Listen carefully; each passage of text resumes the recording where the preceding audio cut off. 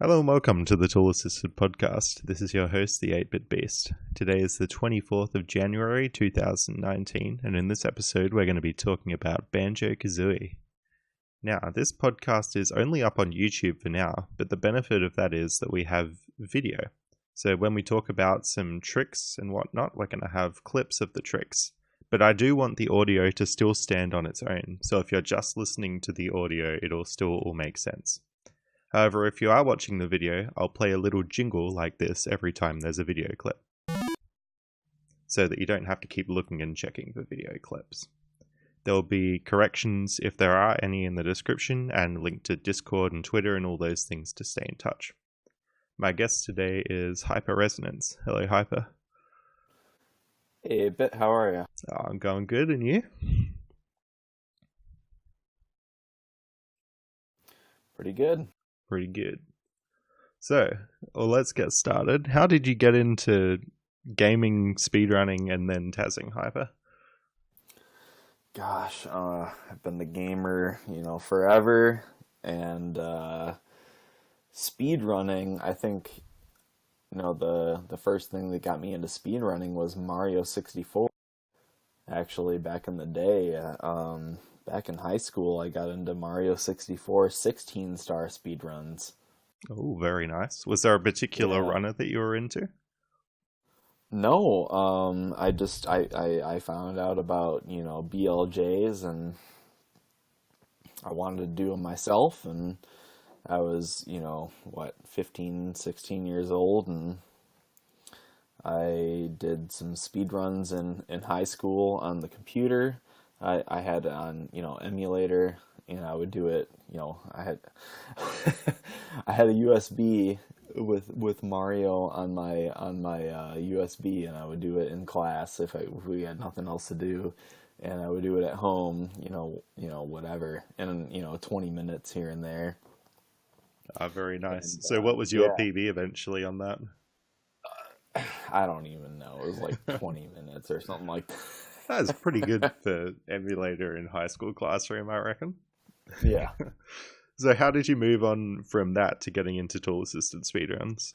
Oh, gosh. So I was in college, and a friend of mine who I had met actually playing Left 4 Dead on Xbox, and we were talking one day, and we were like, we're checking out these like things on Twitch called speedruns. Like, oh wow, these are really cool, and I had tried these things, with Mario before. And I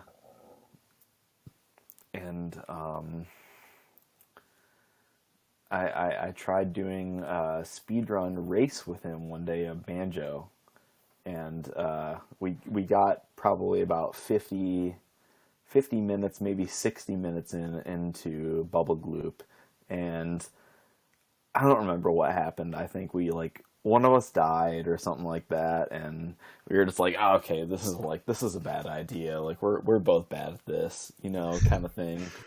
Sounds like a lot of Banjo races now. Still.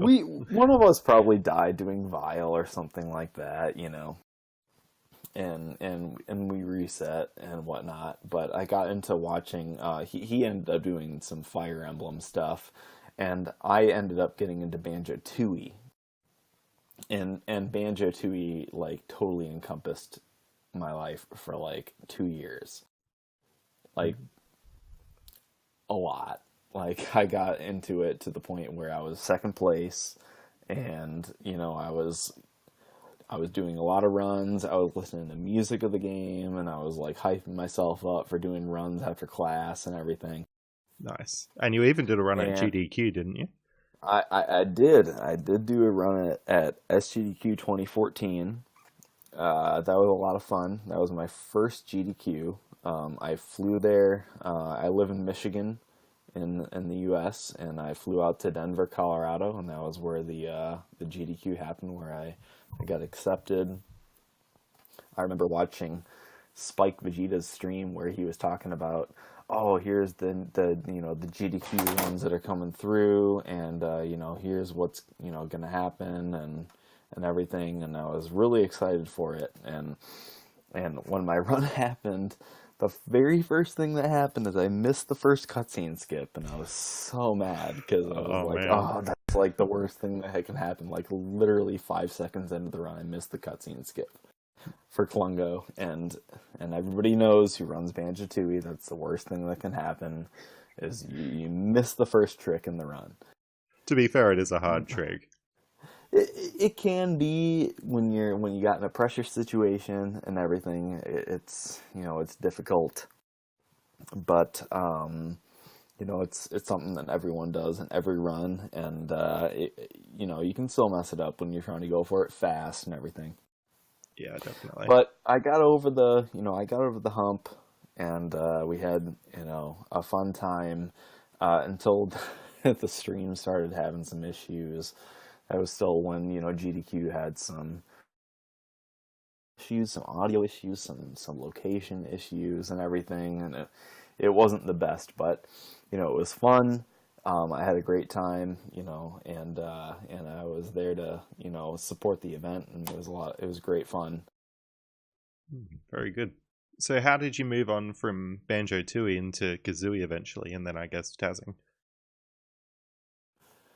So I got to a point in Banjo-Tooie speedrunning where I was pretty satisfied with my time. It was really difficult to PB at that point. I had a low 252 at the point in Banjo-Tooie, in 2015, and there were a couple of tricks that were being, worked on at the time, but that was kind of a little bit past my time, so I haven't really done any runs past that. But I stumbled upon the idea of tassing, and I think it really started with Mario 64. Well, that would be brutal to get into. Which would be horribly brutal to get into, because Mario 64 is crazy. I mean, like, everything about that speedrun is absolutely crazy. Yeah, there's so many eyes on it, it would be hard to find anything new. Absolutely, 100%. And there's way better taskers out there for that game.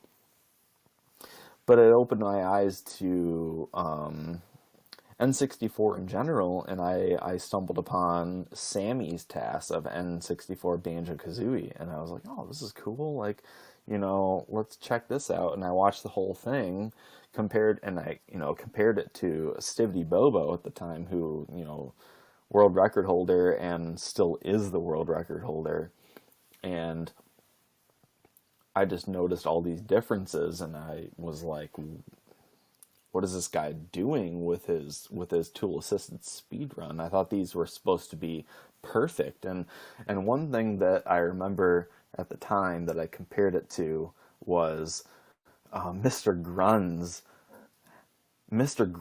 task of Majora's Mask, which at the time was something just like utterly mind-blowing. Because most of us didn't have any knowledge of these techniques that Mr. Grunz and Slow King and these people on task videos had discovered, such as Hesses and hovering and all these things that were providing for really interesting routes through the game that were really fast and everything, but ultra precise and really entertaining to watch. And I noticed that Sammy at the time I didn't notice there were anything besides maybe a few things here and there that were particularly out there, like, oh, this is like task only kind of thing like that. Most of these things, humans can do. Yeah. And so I wondered what was possible, with this video game that I loved growing up and everything. And so I actually approached Stiv because we had become friends through being at these GDQs, and I was like, hey, what do you think about the idea of doing a task? And he was like, hey,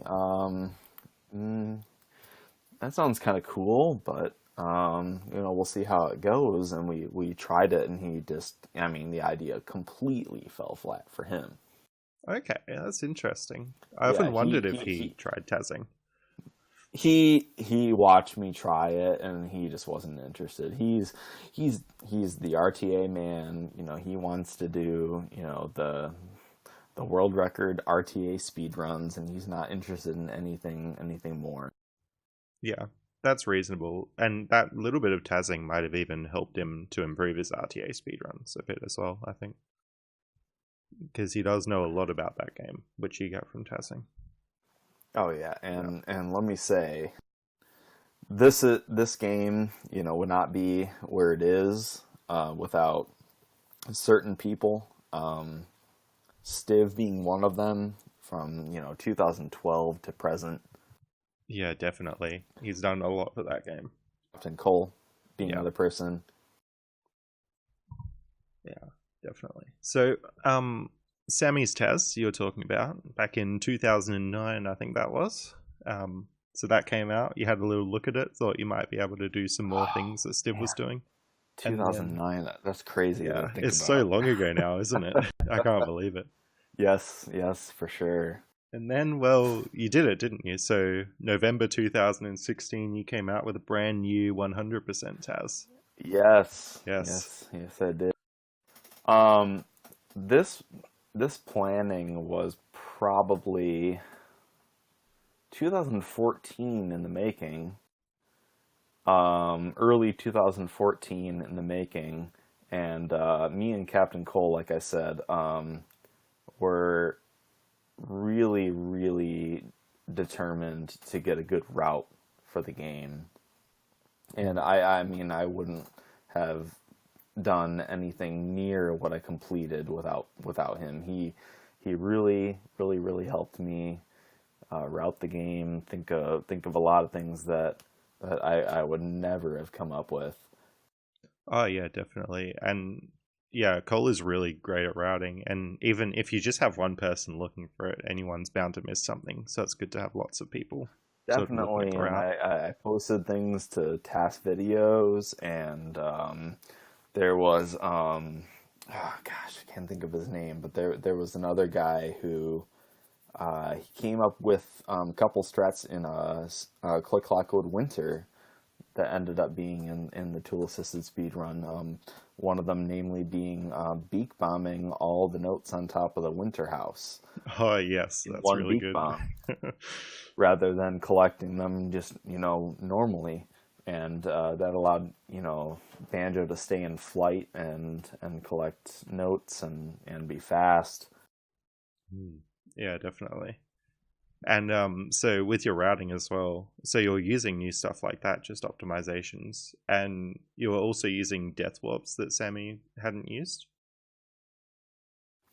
Yeah, Deathwarps for sure, because a large amount of his routing was based off of a really old run from Speed Demos Archive, and for those of you who don't know, that is a really old website back from the early to mid 2000s, based off of Quake speedruns, and those would often not include Deathwarps because of just old rules and whatnot. But Deathwarps ended up being really fast in Banjo-Kazooie because once you're done with the level, you got everything. Deathwarp, and you're right back at the entrance to the level, and you can leave and go to the next one. And it can end up saving between 30 seconds to a minute, depending on which level you're in. Yeah, they're very good. And not only that, but you get all your health back for them too.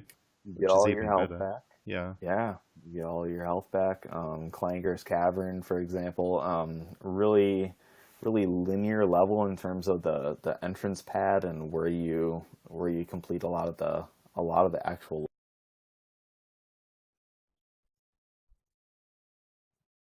I think might have cut out there a bit, Hyper. Oh, sorry. Yeah, Clankers Cavern, level where you start off and you have to traverse quite a bit to get to where you're actually collecting things in the level. So it takes a while to get there, and swimming in Banjo-Kazooie is really slow. Oh, so man. getting back to where you are, for the entrance pad is a lot faster. Deathwarp. Yeah, getting back to the start of Clankers would be so terrible.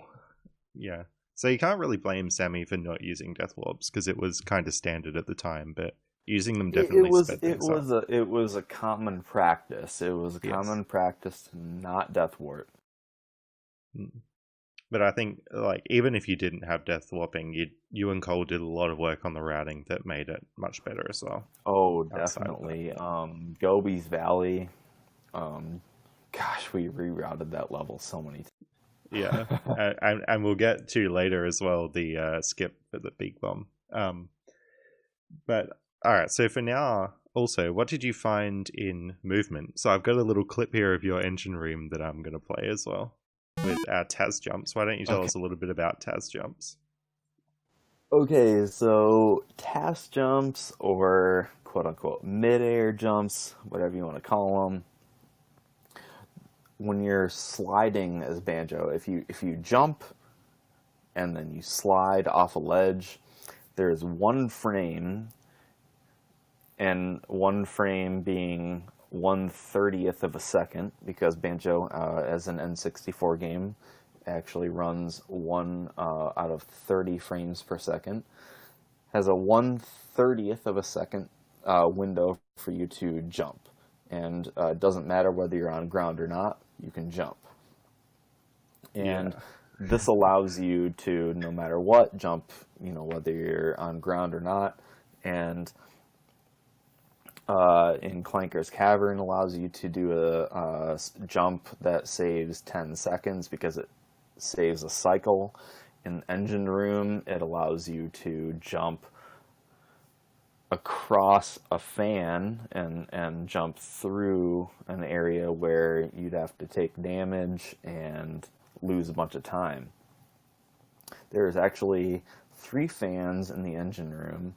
One of them where you can jump through, but the other one on the actually the right side of the room, you can't jump through it without taking damage, no matter what. Well, really? I didn't know that. Wow. Yeah, the right side of the room. So normally what you do in the Engine Room is you collect the notes on the there's 16 notes in the room, right?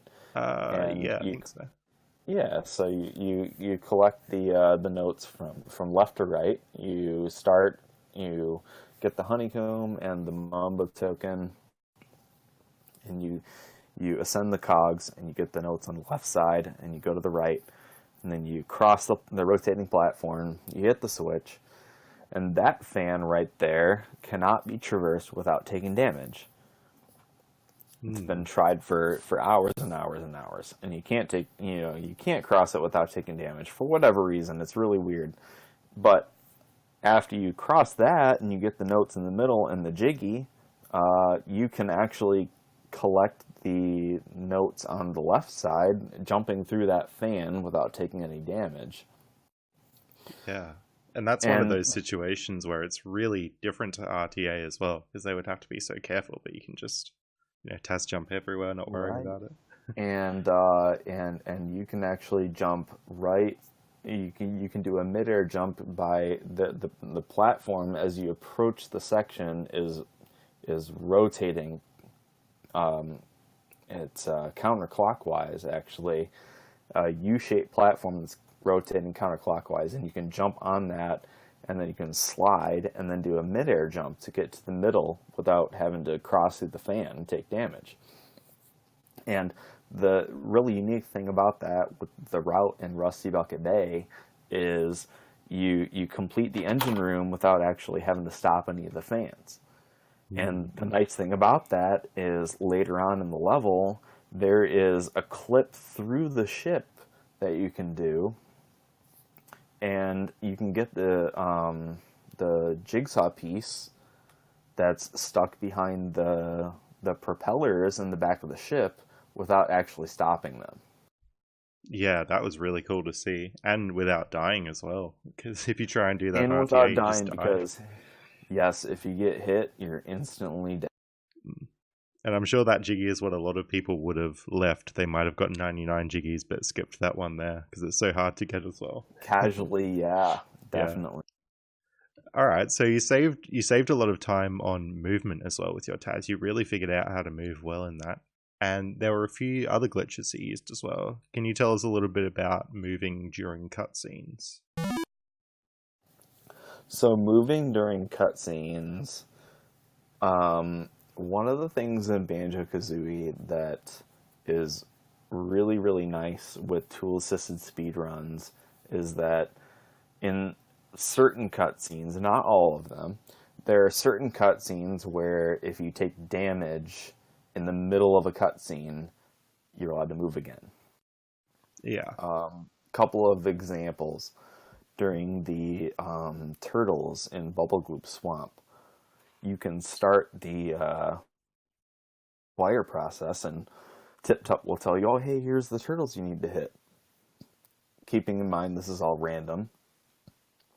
Oh, yeah, that's another thing altogether, isn't it? That's another thing, is you have to manipulate the randomness and try to get the turtles to be next to each other and be fast.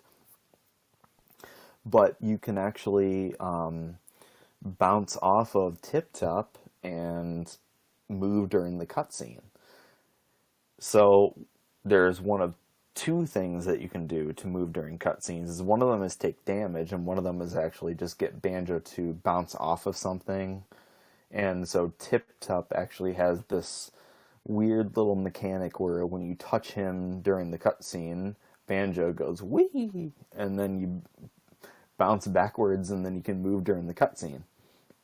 Yeah, and so so it's trying to put you in some kind of locked movement state, and it overrides that by putting you into a bouncing back state. Yeah, correct. And then so there's a few different states, quote unquote, when you're looking at memory addresses within tool assisted speedruns, and one of them is quote unquote locked, and you can interrupt the locked state by touching a damage source or touching something that knocks you back. Yeah. And the thing in that room that knocks you back is tipped up, and then you can move around and start hitting the turtles before you're actually, quote unquote, supposed to. So you can save quite a few seconds by doing that. Yeah, and that's really useful. So if our listeners have ever watched a recent Banjo-Kazooie 100% speedrun, the softlock strat and click-lock wood is another example of that. With doing the plant. Definitely. Yeah. So moving on. So you also had another, probably the biggest improvement over Sammy's Taz was a glitch called ARB skip. Can you tell us a little bit about that? Yes, ARB skip. So in other words, furnace fun skip. So most people know this as a trick where you're working on Furnace Fun, going through the questions, and you get to, there's a couple of death squares that have this property. Each of these death squares have a specific spot that you stand on, and when you get a question wrong, normally the game is supposed to instantly kill you and send you into the lava, and you gotta start all over again from the start of Furnace Fun. But the way that these couple of death squares are programmed, and this is very important, is the way that you approach the death. Because one of them, it really depends on the way that you approach it from the front or the back. Now, the death square on the upper right side, that one was discovered by our Obliterator, and that was the original, reason for the name of ARB skip. You stand about quite in the middle, just a little bit to the left of the death square, in the middle of the eye, and you get the question wrong, and it sends you backwards towards the camera. And normally that's supposed to send you off the ledge, but it actually ends up landing you back on the death square that you were, death square one below that you were actually standing on.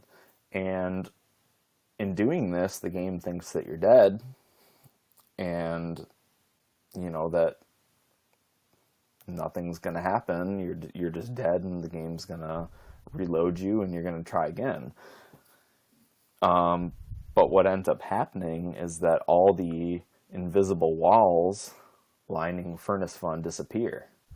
So every time you're trying to answer a question, there's invisible walls that prevent you going from the next, going to the next question.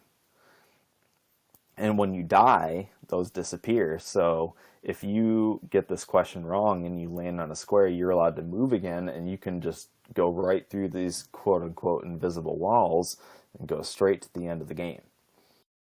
Yeah, I'd imagine the reason they take them down is so that they can throw you into the lava as well. So that they can, correct. Yeah. And then, so originally the idea is, okay, we're going to kill you, but, you're going to land on the ledge, and then you can walk through all the questions all the way to the end, right to the end of the game. Yeah. And the reason this is significant, is because not only does it skip having to answer these, extra 7 to 8 questions to get to the end of the Furnace Fun mini game, but it also skips the quote unquote fake credits that would, entry the end of the game, and you'd save 6 to 7 minutes. That's a massive time save. Yeah. That's a huge time save. Oh, yeah. And this was actually in the past 7 years, this was the only time that the world record was not held by Stivdy Bobo. And it was actually held by 6:15, with, I think the time at the time was like a 2:12 or something like that. It was held by 6:15 for about 24 hours, and then Stiv, got it back. With this, 6 or 7 minute time save, it was really easy for someone to get to the end of the run and then just save all that time. Oh, definitely. Yeah. Hopefully we can have another one of those one day. But yeah. All right. Yeah, so that's Furnace Fun ARB skip, and we'll get on to kind of what happened after that a little bit later. Can you tell us a little bit about the FP revisit skip, like the clip-in gobies? Yeah, so in the original Banjo-Kazooie TASes that Sammy and I did, does not include the current route that uses Furnace Fun moves. So we needed to do the game with, learning the moves appropriately in every level. And one of those being Beak Bomb, one of those being Speed Shoes. And they were in levels where you had to complete something in the other one that you originally learned the move in. Speed Shoes being learned in Gobi's Valley, Beak Bomb being learned in Freezeezy Peak. You needed each of those moves to 100% each of the levels that corresponded to them. And so you needed to make one extra visit to either level. Originally, it was fastest to do an extra visit to Freezeezy Peak, because you do a couple things in FP, and you get the sled onto Boggy, and then you're really close to the end of the level. You learned the move, might as well leave and then go return later, do the rest of it. But there's actually a trick where in Gobi's Valley you can clip out of bounds and get into the pyramid where you normally need to use the move Beak Bomb to get into. And the trick with that is there's a pyramid in the level where you hit a switch and it's open. It opens the door for about 30 seconds and then it closes. And as that door is closing, there's actually a clip you can do where Banjo rubs up against the side of the wall as this door is closing, and you can get out of bounds. And this is really precise, and RTA can not very easily do this. But you can get into that pyramid where you normally need the move to get into. And so you can actually do Gobi's Valley in one trip and do Freezeezy Peak in one trip. And so overall, this ends up saving about a minute over RTA. Yeah, with, that's huge. Not to mention, it looks really cool. Trick. Yes, it really looks cool, and it's super precise. I mean, Stiv has done this maybe one or two times, but after tens of attempts. And so far into the run as well, you wouldn't want to do it RTA. Yeah, close to an hour into the run. Yeah, I mean, Gobi's is already hard enough, so you don't want that to be even harder. Yeah, Gobi's is where dreams go to die. Yeah. So yeah, that saved a lot of time. And I think those were sort of the main things that we covered as to how you managed to save so much time over the 2009 TAS. One little thing about FP Revisit. So I think that was originally with B as well. You could only do it with the B, and Ringrush found that. And then Kirk Q managed to do it as Banjo originally. Sort of in the golden age. Kirk Q, definitely. Kirk Q and Chronicies found quite a bit of things with this game. Yeah. Yeah, they found so much stuff. And it all seemed to happen in 2012, the golden age of Banjo glitch hunting, really. Yes. Yeah. Alright, so your TAS came out November 2016. Blew everyone away. I loved it. It was very good. And now we're moving on kind of past 2016. So first thing I've got here is something called Furnace Fun Skip. Now, I thought we already talked about Furnace Fun Skip, but why don't you tell us what this other Furnace Fun Skip might be? So Furnace Fun, quote-unquote, complete skip is something that was a joint effort between myself, 8-Bit himself, and Captain Cole. And this was Christmas right after my TAS was released. And I remember we'd found it earlier. Huh? If only we'd found it a little bit earlier. If only we'd found it earlier, dude. Oh my gosh. And, I remember being, on, Twitch and Discord and whatnot. And it was right after Christmas, and I, was, relaxed after, a semester at school. And 8-Bit had said, "Hey, I'm able to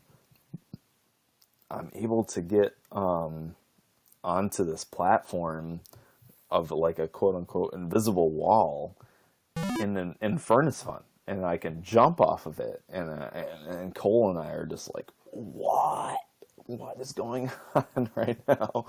And so Cole and I and 8-Bit, all three of us really worked together to try to figure out how we could get on all these different squares in the Furnace Fun on the corners. What was really happening is we were landing on the corners of these squares, and it's really quote unquote unknown how this works, but the most that we know is whenever you're able to land on these corners, and there's other places in the lair that this is doable, is that there's actually a memory address for wall collisions.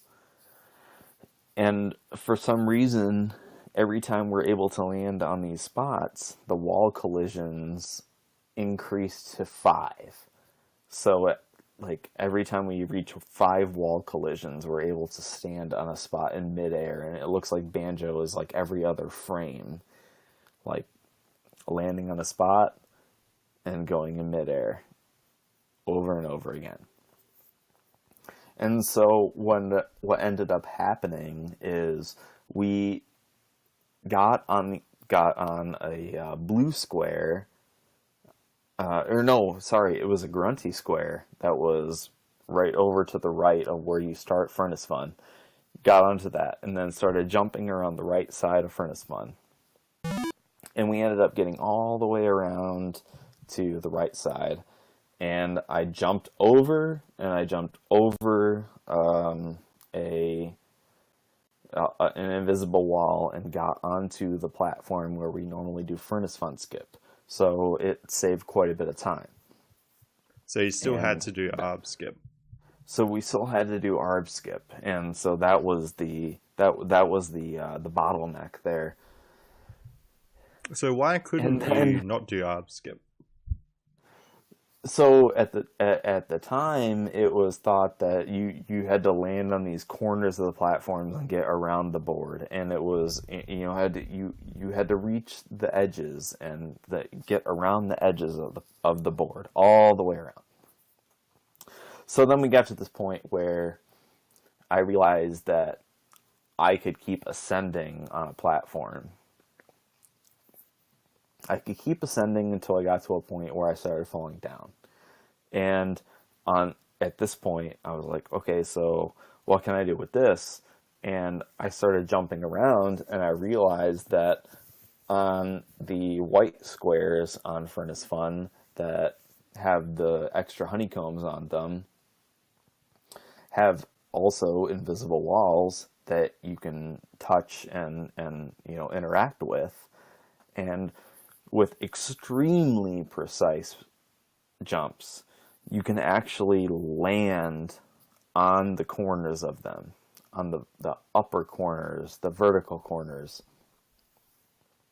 Which, I mean, if I were to show how I tasked it in the past, you change the virtual pad by a few degrees, and it doesn't work. It's ultra precise, but you can land on it, and then you have one frame to jump. And then what you can do is chain those jumps from white platform to white platform all the way across, and then completely skip Furnace Fun and jump across the board, and then go to the Grunty fight. All right, and I'll play that one in full for the people who are watching the video now. Okay. It's so good. And this is like revolutionary. It's the biggest thing we've found for a very long time. And this saves 2 minutes off of what Furnace Fun normally would be, and with really nothing. I mean, there's really nothing that was quote unquote found. It was just we skipped. Yeah. And that's saving 2 minutes off of Furnace Fun that already had ARB skip in it as well. So over the glitchless Furnace Fun, it's even bigger. Yeah. Right. Alrighty. So yeah, that was probably the first really big thing that we found since the 100% Your 100% task was released. And now I might talk a little bit about Early. So a good one. Alright, so this is something that I managed to find. This is all you, man. Yeah, pretty much what this is. In 2018, actually, last year, I was playing around with Banjo, and we were kind of looking at jumping down. We'll talk a bit about the jumping down clips later, but pretty much with clips in Banjo, you want to get on kind of a ledge, and you want to build up a lot of downward speed on that ledge. Usually what you do is you kind of get hooked on a ledge, and Banjo builds up speed while staying in place. It's really weird. But with Mad Monster Mansion, it sort of didn't work on those steps. You lost a bit of height and you couldn't quite clip. But by jumping from the roof, and it's really, really, really precise, you can actually get into Mad Monster Mansion. So you need a lag frame to do this on, and that's kind of hard on the emulator that we're using now, BizHawk. Console is a lot laggier, but we managed to pull it off on emulator, and yeah, we'd been looking for this trick for so long, and I'm glad we finally found it. So why don't you tell us a bit about the implications for that in 100%? So in 100%, you don't have to open Mad Monster Mansion anymore, which in the current 100% route in RTA, you actually do a clip in the lair with a beak bomb to skip the 450 note door. And the reason this is important is because Bubble Goop Swamp is actually a level where, as the bee, you can enter early, aka you can enter without opening the level. You don't actually open it early, quote unquote, but later in the run you end up going in the level as the bee without opening it. And skipping Bubble Gloop means that later on you're short notes. So normally you don't have actually the amount of notes that you normally need to open the 450 note door. So what you do is you do a beak bomb clip to skip the 450 note door and go through out of bounds and go to the Mad Monster Mansion puzzle to open the level and then, normally go through. Which this trick MMM Early completely skips because you don't have to go over. So even taking flight in the lair takes about 45 seconds to do. Leaving Freezeezy Peak, you have to jump up and hit the flight pad switch, take flight, clip out of bounds, go through the loading zone, go through several swimming loading zones, which swimming in Banjo, as we've covered, is really slow. Yeah, as your Taz promo covered. Open the level, and then traverse back all the way to where you entered, which takes about a couple of minutes. So that's really slow. And so at the time, we have enough notes to open the 350 note door, not the 450, so we go through that one and just go straight to Mad Monster Mansion and clip in. And this is going to be implemented in the in progress any percent tasks, which has more implications because any percent means that you don't have to collect as many jiggies to open that level as well. So that saves even more time. But in the 100% task, it saves right around 2 minutes, and still a significant amount of time to be saved. Yeah, and so you were talking a little bit about the route that leaves Bubble Gloop till later, how it saves a lot of time in that route for 100%. But really, no matter what you're using, no matter what route you use for 100%, opening MMM still takes a lot of time because of all that swimming, doesn't it? True. Yeah. No matter what, it saves a couple of minutes. Now, do you think RTA speedrunners will be pulling this one off? Despite what Giopler thinks, probably not. And we should probably talk a bit about how it might be PAL only as well. So, yeah. So PAL. So the in short, the difference between PAL and the NTSC is that PAL runs at a actually lower frame rate. It actually runs at 25 frames per second versus 30. And the reason that's important is because the way that Banjo is programmed is that Banjo still runs at the same speed regardless of whether you're on the PAL version or the NTSC version. And this is meaningful because on the PAL version, being at a lower frame rate, trying to compensate for that speed, you end up moving more speed per frame, but overall the same speed as NTSC. So per frame is important because it allows you to do certain clips that wouldn't be possible normally on the NTSC version of the game. And there are even some clips that are possible on NTSC, but not PAL, strangely enough. Yeah. It's really, really, really strange. Emulator is also not exactly super accurate, so sometimes there will be clips that are possible on NTSC and not PAL. Sometimes there will be clips that are possible on PAL and not NTSC. Yeah. So it's a little frustrating to work with, but sometimes you have to deal with what you got. And PAL is at the moment the fastest version because it allows for MMM early, and that saves a couple of minutes, which trumps a lot of little things here and there. And any percent revolves around that route that skips 10 jiggies opening that level. Yeah, that's massive in any percent. Yeah, not to mention the time opening the level too, which is like what you save in 100%. Right. Yeah. So yeah, NTSC is a little bit faster in lots of little places, but MMM Early just makes power faster overall. Right. Yeah. Okay, so let's talk a little bit about Clankers Early as well. Now Clankers Early on Power was actually found during making the 100% Taz, but on NGSC it was found after in 2017. Yeah, Clankers Early is a joint effort between the 8-bit here, the host here, and his brother Isotarge. And Clankers Early ended up being originally found on PAL, and then later found on NTSC to be possible. And Clankers Early, Clankers requires 5 jiggies to open the level, so Clankers Early saves 5 jiggies, and it also lets you skip having to just, shock spring up and open the level, and it's kind of slow, so it saves quite a bit of time. Mm-hmm. And so this is more significant if you don't have the shock spring move as well, like it has didn't. Right. Yeah.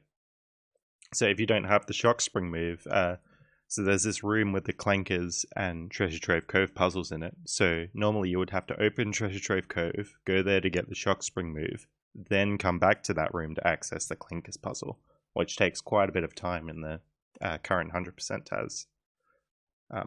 But yeah, so Clankers Early, not only would it save jiggies in any percent, but it'd probably save, what do you think, maybe a minute? Or probably could be a bit less, actually. In any percent? In 100%, sorry.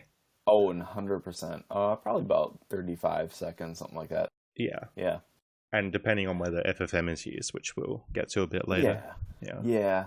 And the funny thing about that is a long time ago, Kurt Q was telling me about how he was trying to get up to that puzzle without actually, having shock spring.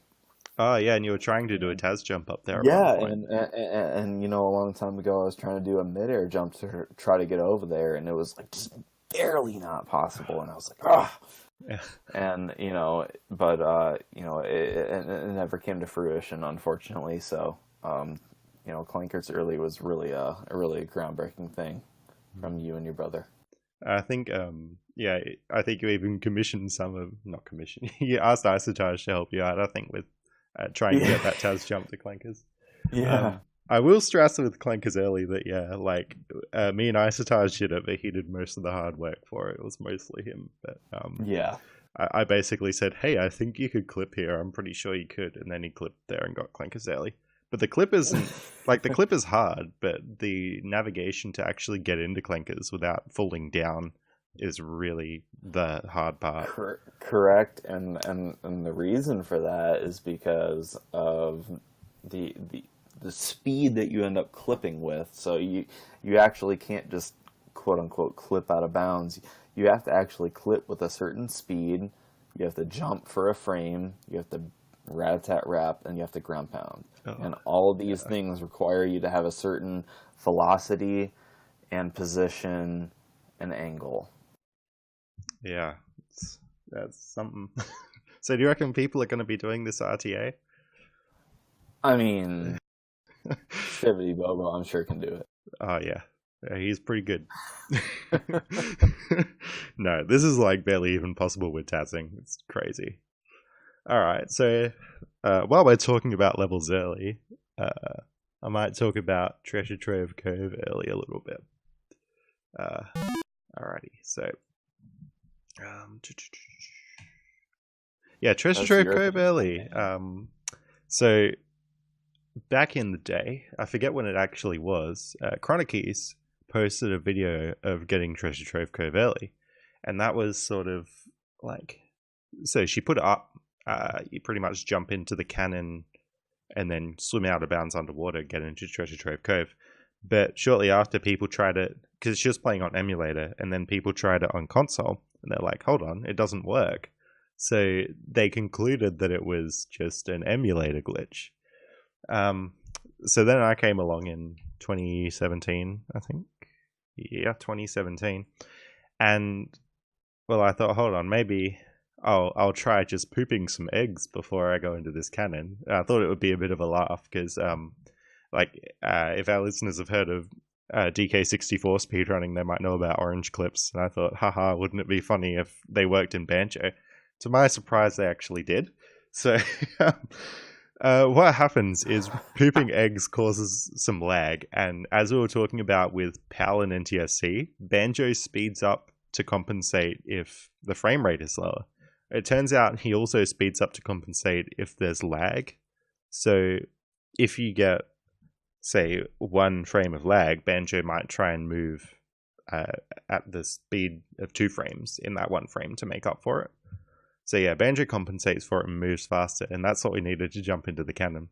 So it's funny that for years and years, Treasure Trove Cove Early was sort of known about, but people thought, oh yeah, it's just an emulator glitch. But then it just needed a few eggs, and actually recently we found a way to do it without eggs.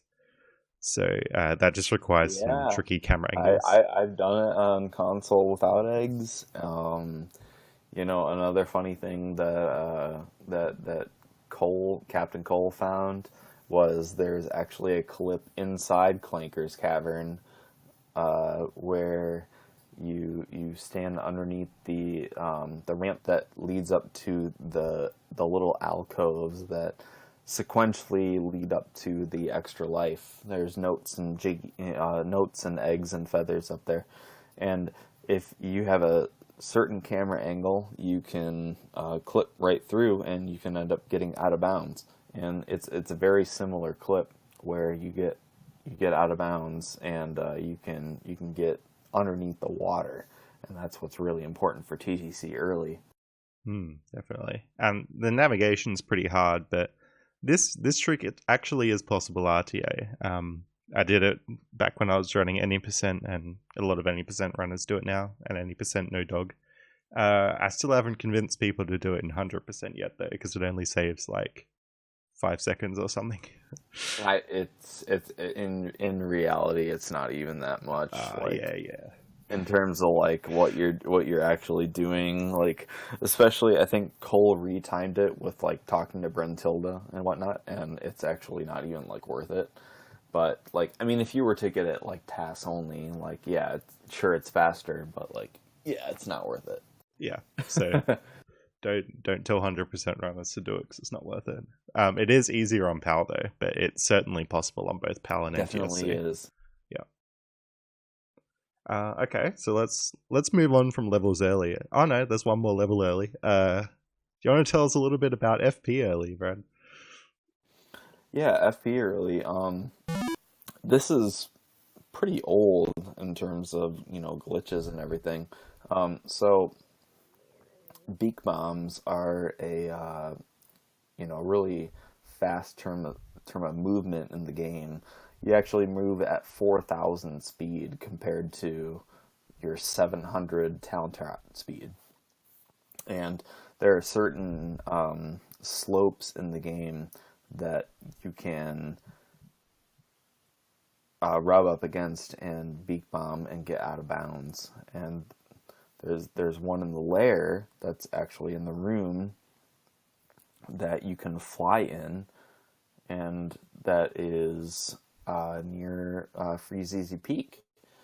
Normally, this would mean nothing because you don't have the move, but with Furnace Fun moves, and we haven't really touched on yet. Oh, don't worry, it's next. That'll be next. Two topics. Furnace Fun moves allows you to already know Beak Bomb at the time, which you normally need Freezeezy Peak to learn. You can Beak Bomb and get out of bounds, and this allows you to enter Freezeezy Peak without opening the level. And this is really important because it saves 8 jiggies, something like that. Yeah, I think so. 7 or 8 jiggies that opens FP. So this allows you to get into that level, and it's really important for the routing because a lot of the level routing in Banjo-Kazooie is centered around notes and how many you need to open the note doors in the lair. And you get the notes from Mumbo's Mountain, TTC, and Clankers, and that's, you're close to 300, but you don't have enough to open the 350 or the 450. So you need to go into FP and get those notes and open the 350 note door. And then for a tool-assisted speedrun, you're going to go into, you're just going to go straight into MMM early. And then for an RTA speedrun, you're going to go open MMM and then go into MMM. Yeah. And so this trick was originally found by Chronicies in 2012, but she branded it as a 350 note door or 450 note door skip because FFM wasn't found by then. There's also another thing that you can do with FP early, which is to grab the jiggy just above FP there. Normally you'd go in bounds, but if you're precise enough, you can actually grab that with Banjo's nose, and then that would save a bit of time in 100% and maybe any percent. But I'm not sure anymore now with MMM and Clankers Early and TTC Early. Cool. Yeah, so that's FP Early. Just a quick tack on with that. So with that jiggy, that is the FP witch switch jiggy. Going for that with, the being out of bounds is super precise, and, RTA definitely will not go for that, because what'll happen is you have to be out of bounds, you have to press A at the right time to use a feather, and you'll touch the jiggy with your nose. And what you'll do to actually stay in bounds is beak bomb from that jiggy into the loading zone for FP. And that's really precise for RTA to do. And if you miss it by a frame or two, you're going to clip back into bounds, and you're going to be stuck in the spot that has the jiggy in it, and you're not going to be able to do anything. So that's really something that's TAS only. Yeah, definitely. I think I did get it once without doing the beak bomb, like just letting Banjo float back down, but even that is just stupidly precise. Yeah, that's definitely possible to get it with your nose, but it's so precise that it's like there's no way that you could, there's no setup. This is not Ocarina of Time, this is not Majora's Mask. Banjo unfortunately does not have setups for any of these things. Yeah. So really a lot of it is feel. You can't do any of that stuff. Yeah. Alrighty, so yeah, that was FP Early, found by Chronicies in 2012, and then I found the jiggy thing in 2017. Alright, so then another glitch that we have is called RBA, or Reverse B Adventure. So why don't you tell us a little bit about this? So Reverse B Adventure originally was also found by Chronicies, and the way that this worked is you would grab the B out of Click Clack Wood, go into the lair, and you got the room with the jiggy on the top, you got the note door on the side, you got the bowl and everything, and it's fun to fly around the room. And then on the bottom, there's 2 tunnels on either side where it leads down to a cauldron that heads back to earlier in the lair. And the way that the game is programmed is if you try to head down there, Mumbo will de-transform you back into Banjo, and you are therefore back Banjo, and you can't do anything. You got to go back. But Chronicies found that if you fly up against the ceiling and left a little bit or right, depending on which side you're on in the room, you can actually get enough speed to activate the cutscene where Mumbo will de-transform you, but also overlap it with the cutscene where the cauldron will try to activate with the other cauldron in the lair. Now, this requires you to have the cauldron in the pipe room by TTC and Clankers activated, but the one by Click Clack Wood not. So you actually have to, you only really have one try to do this, otherwise you have to reset and try again. Which is unfortunate because, that you only have one try, and then if you screw it up, you gotta reset and spend a minute and a half getting back into Click Clack Wood and transferring back into the B and trying it again. But if you get it on your first try, then you overlap the cutscenes, and Mumbo says, "Hey, I want to de-transform you," but the cauldron cutscene takes precedence, and after the cutscene takes place, you're back near the cauldron as the bee, and you're not actually de-transformed. So you can get into the cauldron, and you can traverse the lair as free as you want. Just don't go near any levels that de-transform you, and you're fine. So this loses some time because you're not able to use the cauldrons before this, right? Right. So, normally when you go to try to open Click Clack Wood, you've got the puzzle switch that's near there, and you gotta hit the puzzle switch, and then you gotta go back to near Treasure Trove Cove to open the level. But if you're trying to do a reverse B adventure and do this, you actually have to run back through the lair normally without actually using the cauldrons slowly, because you need that cutscene active. Yeah, but luckily we didn't have to deal with that for long, did we? So no, it was I'm Blank 63 found the PAL version. Shortly after Chronicies found the Cauldron version, actually, and Stiv found a way to do it on NTSC. So yeah, you can pretty much just clip out of that room now. You don't need to do this whole cauldron shenanigans unless you're on Xbox. Yeah, so there's there's kind of a meme that we like to perpetuate that after game is done quick runs, we find things that save time. And one of them being Stiv after what was it? Gosh.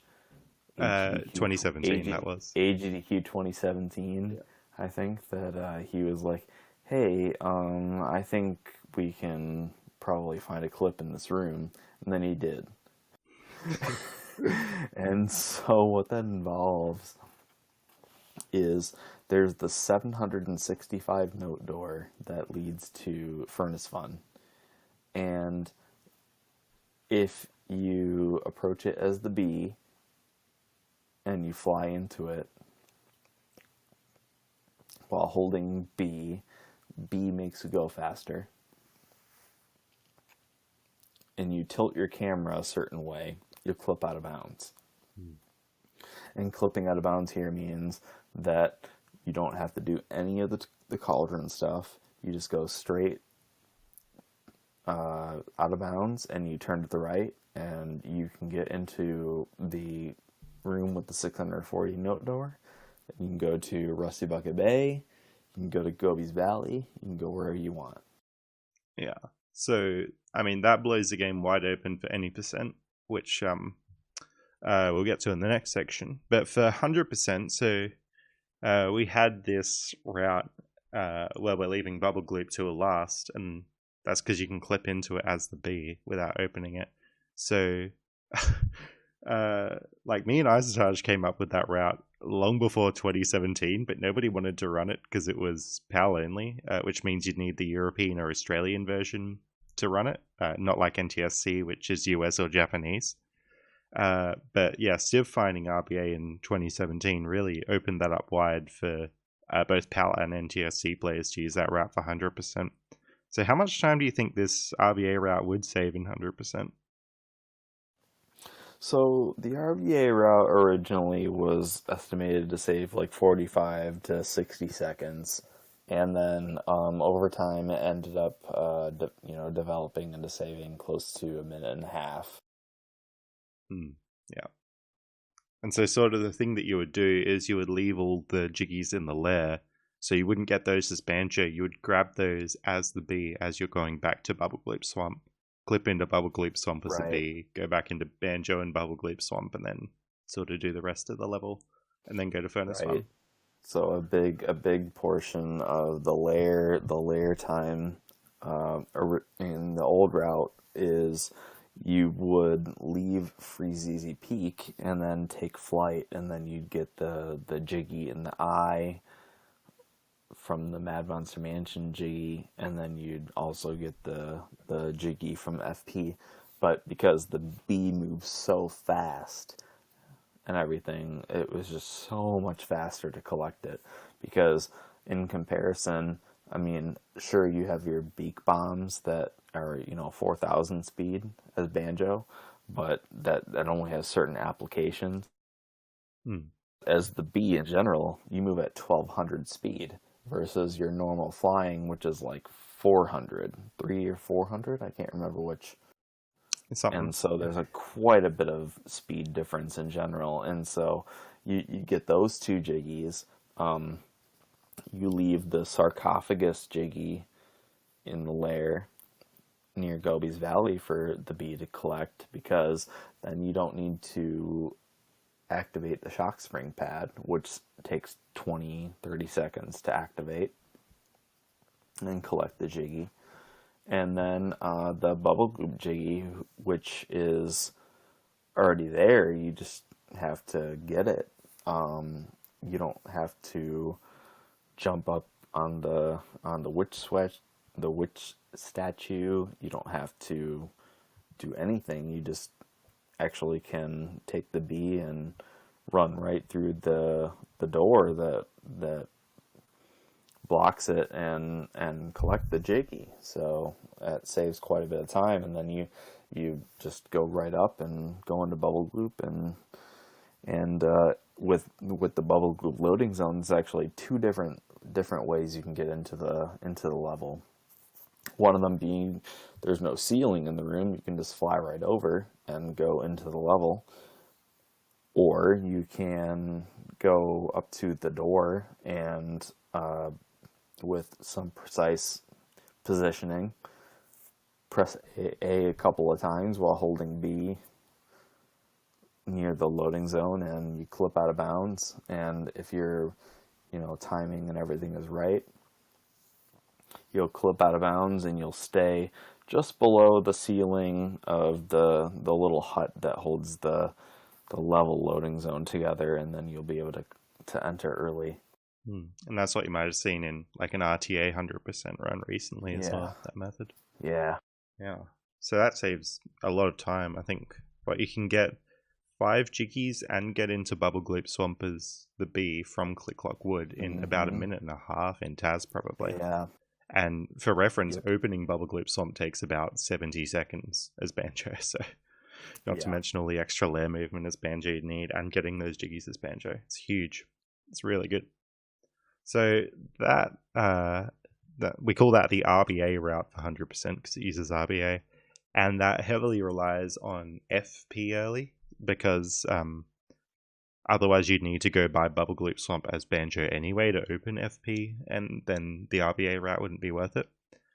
And FP early heavily relies on FFM, which we've alluded to many times already. So FFM was a glitch that was found by Linkus in 2015. Why don't you tell us a little bit about what FFM is? Linkus 7, my buddy. I love that guy. So Linkus 7, he was running Banjo, and he happened to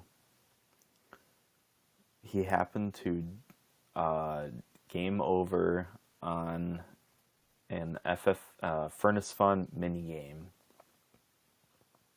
He was messing around. He happened to game over on a Furnace Fun minigame, and he tried, doing another run or whatever, and when he entered Mumbo's Mountain, the first level of the game, he had all the moves, all the, the abilities that Banjo had from the previous game. And so he was able to do Talon Trot, he was able to do Beak Bust, he was able to shoot eggs from the previous game. And the reason that this is possible is because in the middle of a Furnace Fun, a mini game, the game normally takes away your moves.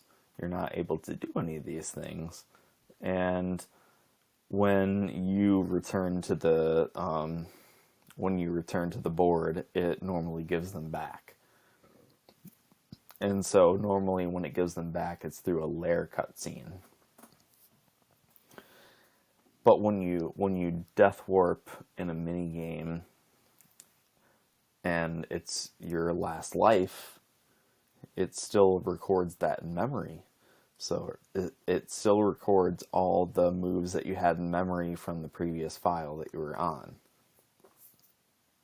So if you Deathwarp in game and it's your last life, and then you try to do another speed run, you enter the Lair, you use Spiral Mountain, and then you enter the Lair, and then you have all the moves, but it doesn't give them to you quite yet. So you collect the first Jiggy, and it actually doesn't give them to you yet. You have to, one, either leave the Lair and come back, as in you enter the Lair for the first time, you immediately leave and come back, and then it gives them to you, and then you do Talon Trot. Or you go straight to Mumbo's Mountain, and then when you enter Mumbo's Mountain, you have the moves. Turns out it's actually a couple seconds faster to just enter Mumbo's Mountain, and then you have the moves. Because the loading zones are so long for Spiral Mountain and Mumbo's Mountain that you want to go straight to Mumbo's Mountain, and then you have the moves. Now, with Xbox, that's a completely different story, because Xbox has really fast loading zones. Yeah. Yeah, so FFM is pretty huge. Gives you all the moves, which obviously saves a lot of time in running around the bottles and everything. And because you can do FP early, because you have Beak Bomb from FP, even though you've never been in FP, you do that, which lets you do the RBA route, which saves another 1.5 minutes. It's huge. Why might you not use it in a TAS, though? Well, with TAS videos, they normally don't want you to use such things. They want you to start from power on, they want you to start from clean cart, and beat the game. Yeah. And everything. So such things, you're not allowed to use FFM. So with my 100% TAS, that was the plan. And then FFM was actually found while I was making it. It was about halfway done, and it was found. And people were like, are you gonna blah blah blah? And no, I'm not gonna restart. I'm gonna complete the TAS and everything. It's too much drama, too much complication, too many different route changes. I'm gonna complete the TAS. Yeah, and you took like 2 years to do that TAS, didn't you? Roughly, yeah. Yeah. So imagine being a year of work into it, and you wouldn't want to restart that, would you? No. And yeah, that's reasonable, and it's fairly standard on TAS videos, because FFM would need a save file that already had all those moves unlocked, which is like what the RTA runners do. Right. So that's like very reasonable, I think, and there's a lot of other TASs that will not use a pre-existing save file, even if it was faster, like DK64, Diddy Kong Racing. Both those TASs don't use what they would call New Game Plus, even though it would be faster. Mm-hmm. But now I want to be really clear here. That's not a strict rule. There are heaps of TASs on TAS videos that do have save data on the cartridge already, and that's a perfectly reasonable thing. And that's all for entertainment. I mean, you and I both, talked to, Taz Videos people to try to get them to let us do such a thing. And with the way that we set up FFM is we actually learn eggs in the middle of the run. Or sorry, we learn eggs in the setup file, but not flying. And the reason for that is because bottles gives us the resources from learning the move when we learn it. So if I already know eggs learning, coming into the run, bottles is not going to give me those 50 eggs. But in an any percent run, that's not so much of a big deal with those 50 eggs as it is for the 25 feathers that he normally gives us for learning the flying move. And the flying move is so important because there's so many flying sections. You got to do a couple of flying sections in Treasure Trove Cove. You got to do a flying section in the Lair where you get out of bounds and get into Freezy Peak. You need those feathers are so important. So you need those resources, but eggs, not so much. For what is it? TTC Early, and I'm it's funny. I'm thinking like old route. Old route would do Juju. Old route would do Juju, Yeah. and then do all these things, but new route, now that we don't have to open MMM, we don't need those jiggies, so we don't need Juju. Now, we don't need the 4 eggs to defeat Juju. And really, we only need eggs to do TTC Early and open Clanker's Tooth and things that are just like absolutely required and are fast jiggies, but, those kinds of things are, not super important nowadays. Yeah, because we're needing less and less jiggies the more stuff that's found, aren't we? Yeah. Alright, yeah, so that's sort of what FFM is all about, and it looks like we will be using it for the upcoming, hopefully, any percent Taz. But yeah, 100% didn't use it, and I think that's perfectly reasonable, because, that's fairly standard for a lot of Tazes. And I'm not sure if you were to do a new 100% Taz, if you would use it or not, but yeah. A new 100% task definitely would not learn eggs in the FFM setup file. But you would use FFM? Yes, okay. Definitely would use FFM. But eggs would not be learned because there are so many things in the 100% run that eggs are required for.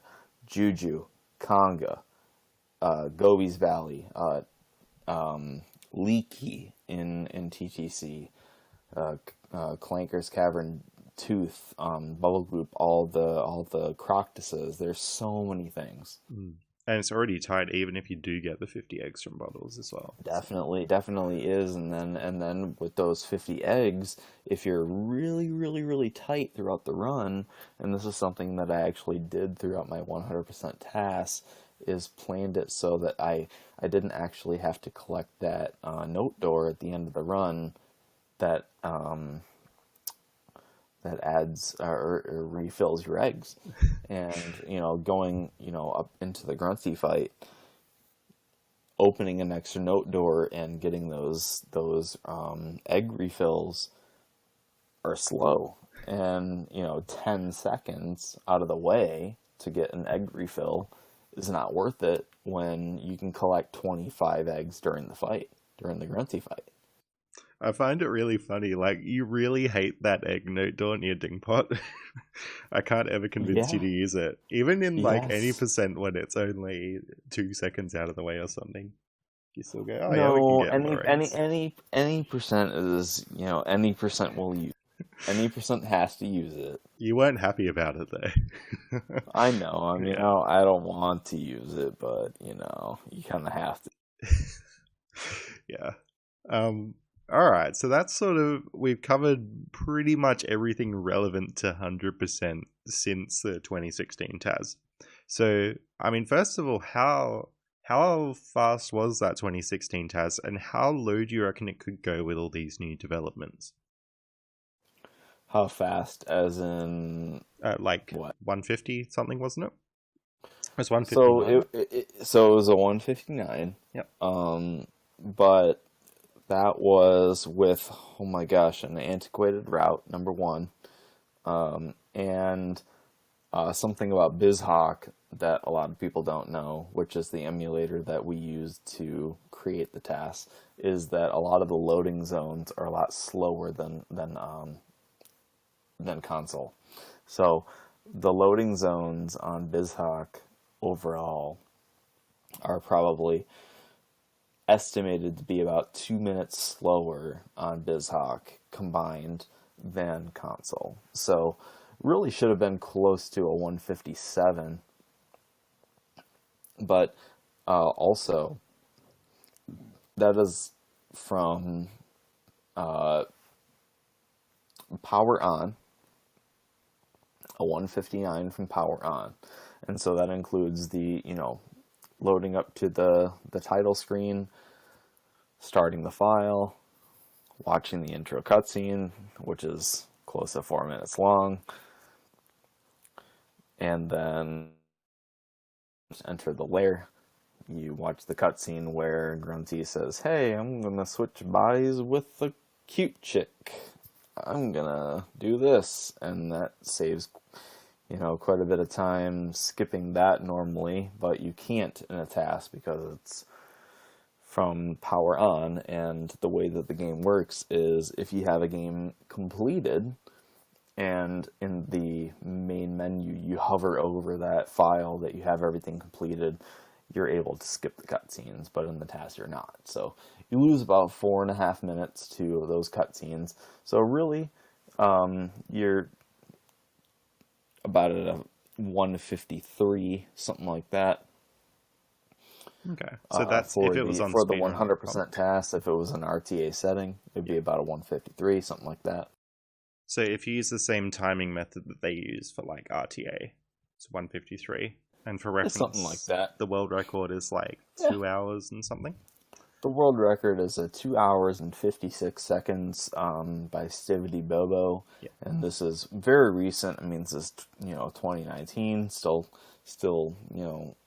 relevant. He hasn't PB'd in quite a few months, and for an FFM task and everything, I mean, this could be improved by with MMM Early, Clankers Early, TTC Early, Furnace Fun Skip. There's a new route in Mad Monster Mansion. There's a new route in Gobi's Valley. There's a new route in Bubble Gloop. I mean, it could be down to a 145, a low 140 something for a 100% task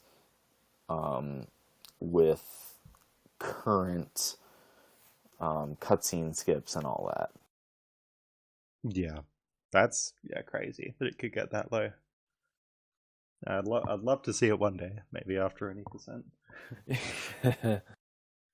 All right, so that's no, yeah, 2 years of work's probably wears you out a little bit on 100%. More.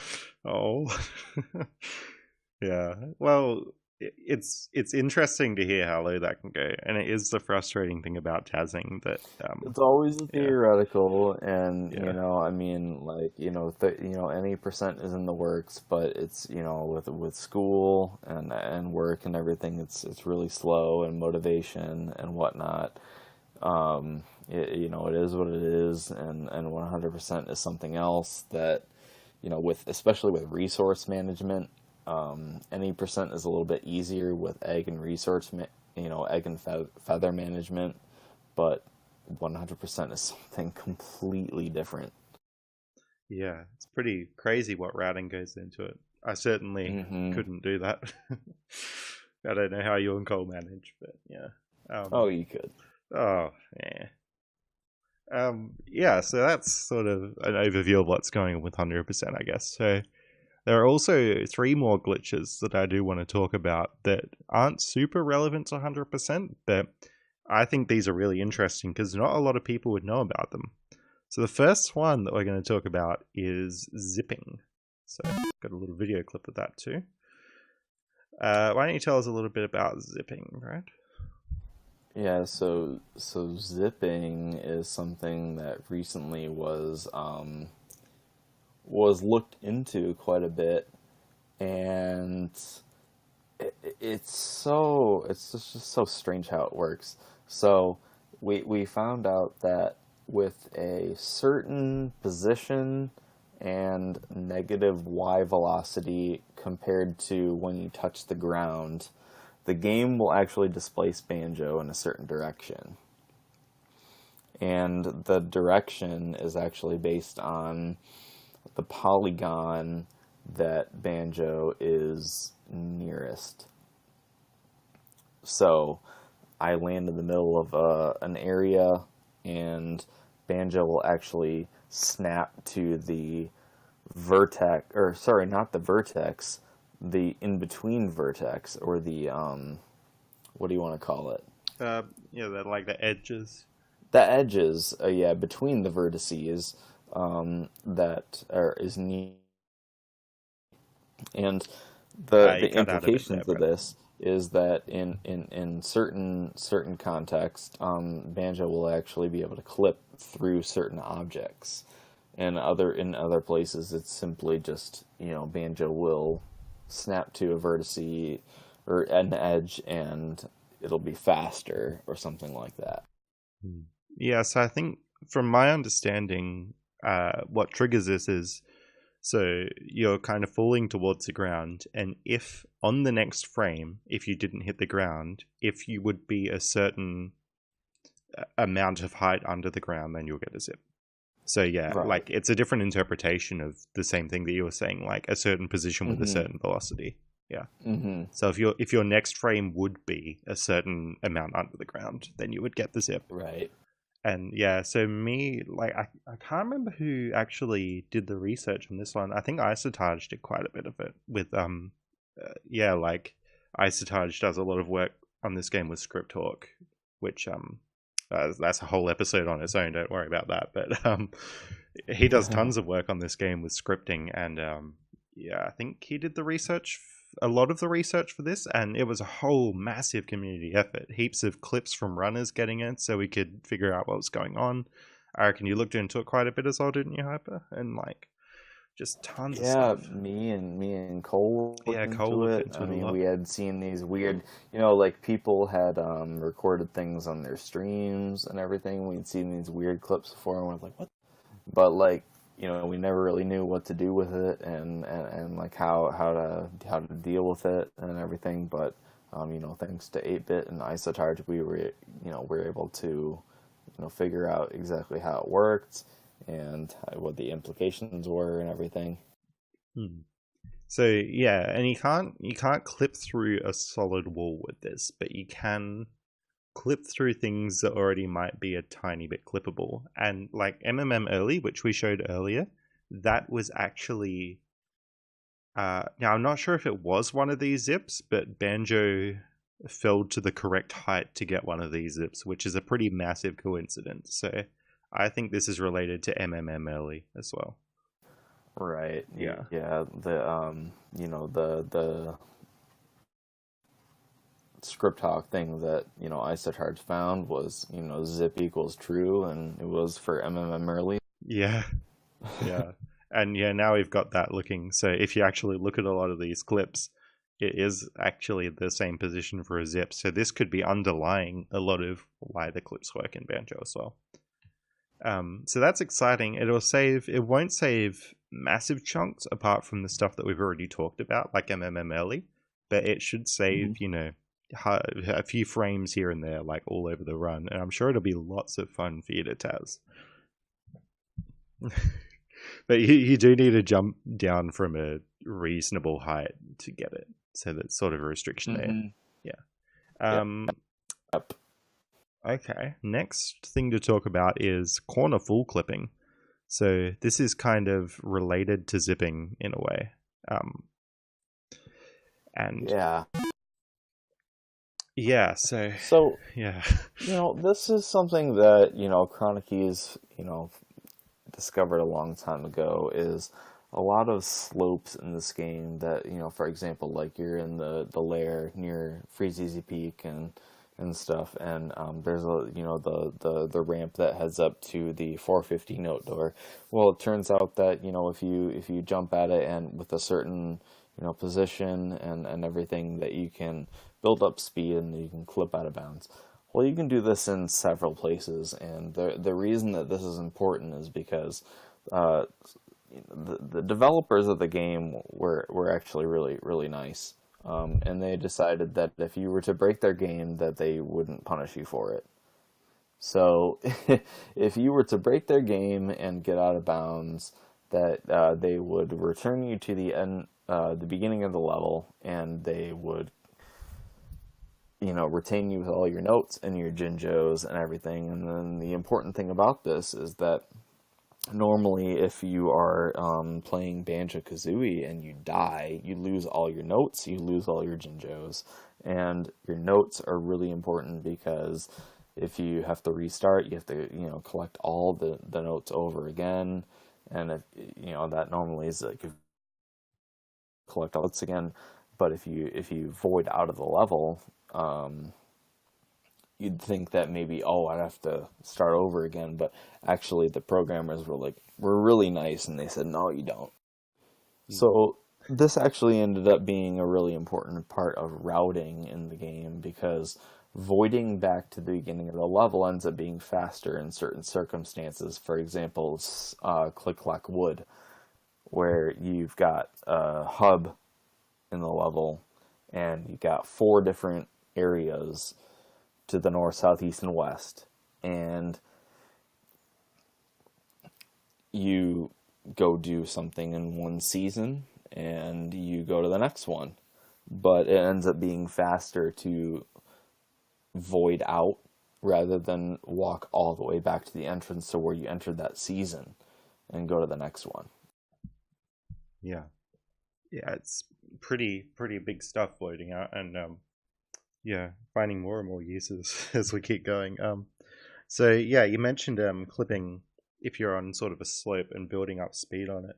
And pretty recently as well, we also found that if you kind of fall onto a ledgy, edgy kind of thing, then you can also clip out that way. So what we saw in for example, in Rusty Bucket Bay, jumping off the top near the 312111 thing, and you clip through that, or MMML is one of those too. So not only is clipping out really useful for voiding out and getting to different places of the level, but we're finding more and more places to do it. We've had clips on Clanker, clips on Gobi, near where the plant is in Click Clock Wood. Massive stuff there. Yeah. Yeah, there was a really cool clip that we found where you could actually bypass the water barrier in Clankers and get out of bounds, and I don't know, is it out of bounds? Is it not? I don't know. You clip through and you bypass the water barrier, and the game thinks that you're not actually underwater, and so you can walk underwater, and it's really fun. Yeah, and that happened to me randomly in a run, and I was a little bit surprised, I gotta say. Yeah, and so I was able to replicate it while I was in a task environment. Which is amazing. It was very precise.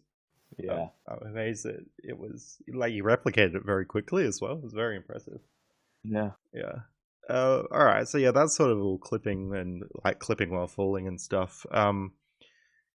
So one more glitch that we found that unless you're following Banjo really closely, you might not have heard about, is Jiggy despawning. So King KC found this originally, and so he was playing Banjo as you would, and he'd come out of Click Clock Wood, but he'd accidentally died and sort of improvised the route a bit. So then he grabbed the Jiggy with the B, went back to the 765 note door, and it was just gone, so he flew through. He was very surprised, so he came back out, and then the 765 note door was back. So this, yeah, Jiggy despawning or something to do with despawning Jiggies. So once again, all the Banjo Science Tassie people went to work on that, and we eventually figured out what it was. And it's pretty crazy. So if you die while you're holding a Jiggy in your hand, now I'm going to oversimplify a lot here, but it sort of stores which object you're holding because it will get rid of that Jiggy in your hand after you've done the dance. If you die, you interrupt that, so it keeps what Jiggy you are holding, and it sort of keeps an address related to what object slot it was in. But then if you go and then grab a different Jiggy in a different area, it might try and despawn a different object. So like if you grab a Jiggy, die grabbing it and click clock wood, and then go and grab the Jiggy as the B after click clock wood, the object that it'll despawn is the 765 note door. Now I'm massively oversimplifying here, but that's essentially what's going on. Yeah, so it's pretty huge. You can despawn the 50 note door with it, I'm pretty sure. And the only sort of drawback is the Jiggy that you grab in the room where you want to despawn something, you're not allowed to get a Jiggy dance, or Jiggy jig as we call it. So you have to skip it.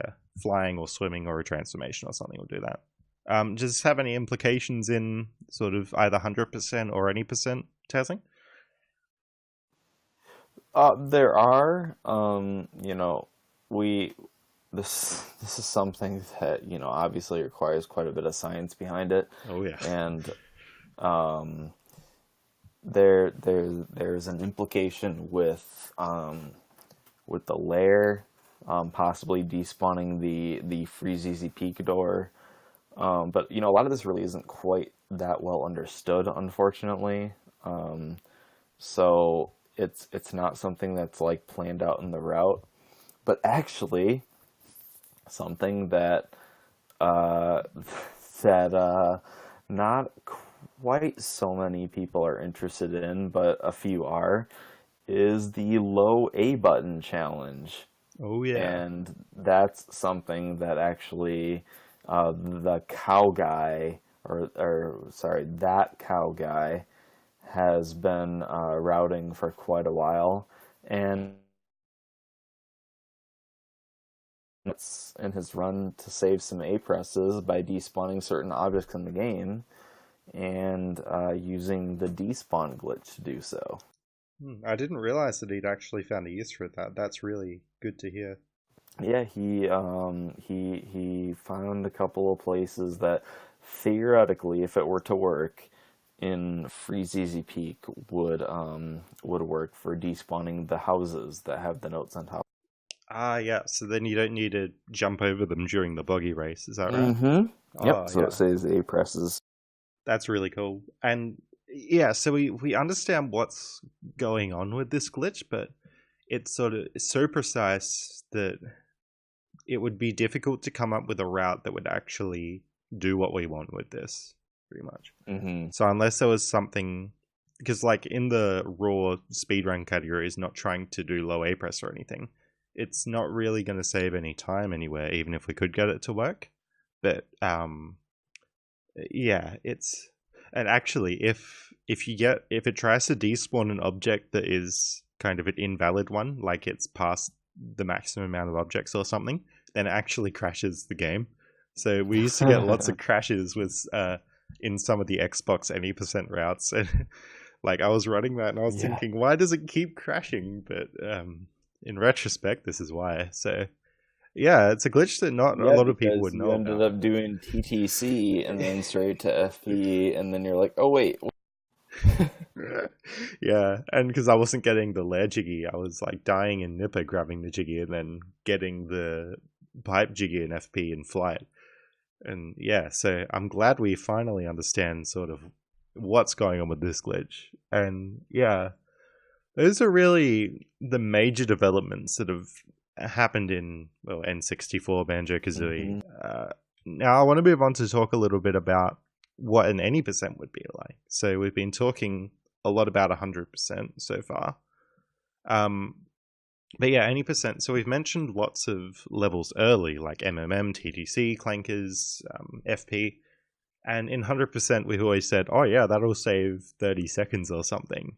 But in any percent, that's huge, because every level that you skip saves jiggies that you would otherwise need to get. Oh yeah. So it's massive. And but the big thing about any percent is that the 810 note door is a big bottleneck, and we'll have a very big section on that shortly. But yeah, so you still need 810 notes.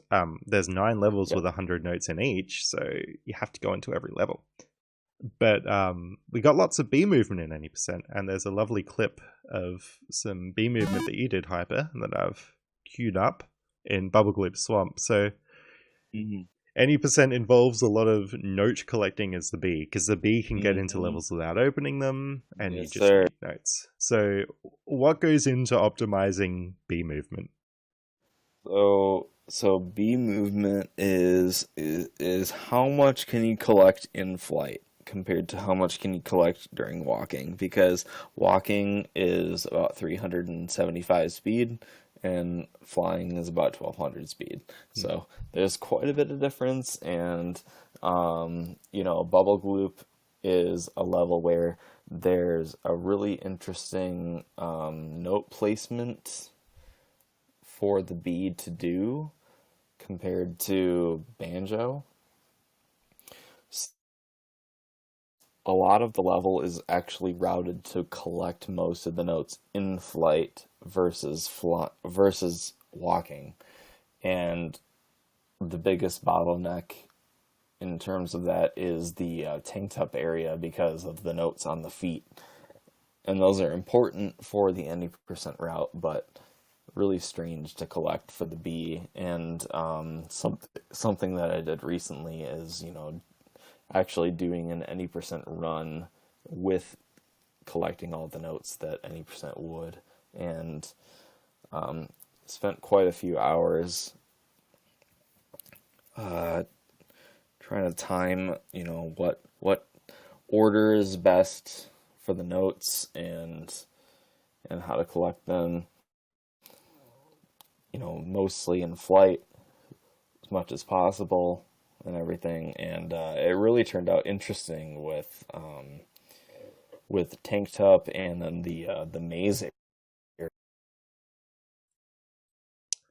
Sorry, Brad, you cut out for a second there. Tank Top in the maze area? And it ended up, Tank Top in the maze area ended up being really interesting with which notes to collect in flight, which notes to say, okay, I need to walk for this note or whatever kind of thing. Yeah, and watching that Bubble Gloop Swamp back, which the viewers will be seeing now, is a treat, to say the least. It's very nice. And bee movement's fun RTA as well. It's I mean, that's why I love any percent so much. It's just real good. Yeah. So Bubble Gloop Swamp we do as a bee, Gobi's Valley, and Rusty Bucket Bay, because we don't really have a way to get into there with Banjo, so we would need jiggies. We get 810 notes and just kind of go straight to the 810 note door, beat the game. So one thing that I'll also talk about is dog skip. So I got some footage for that as well.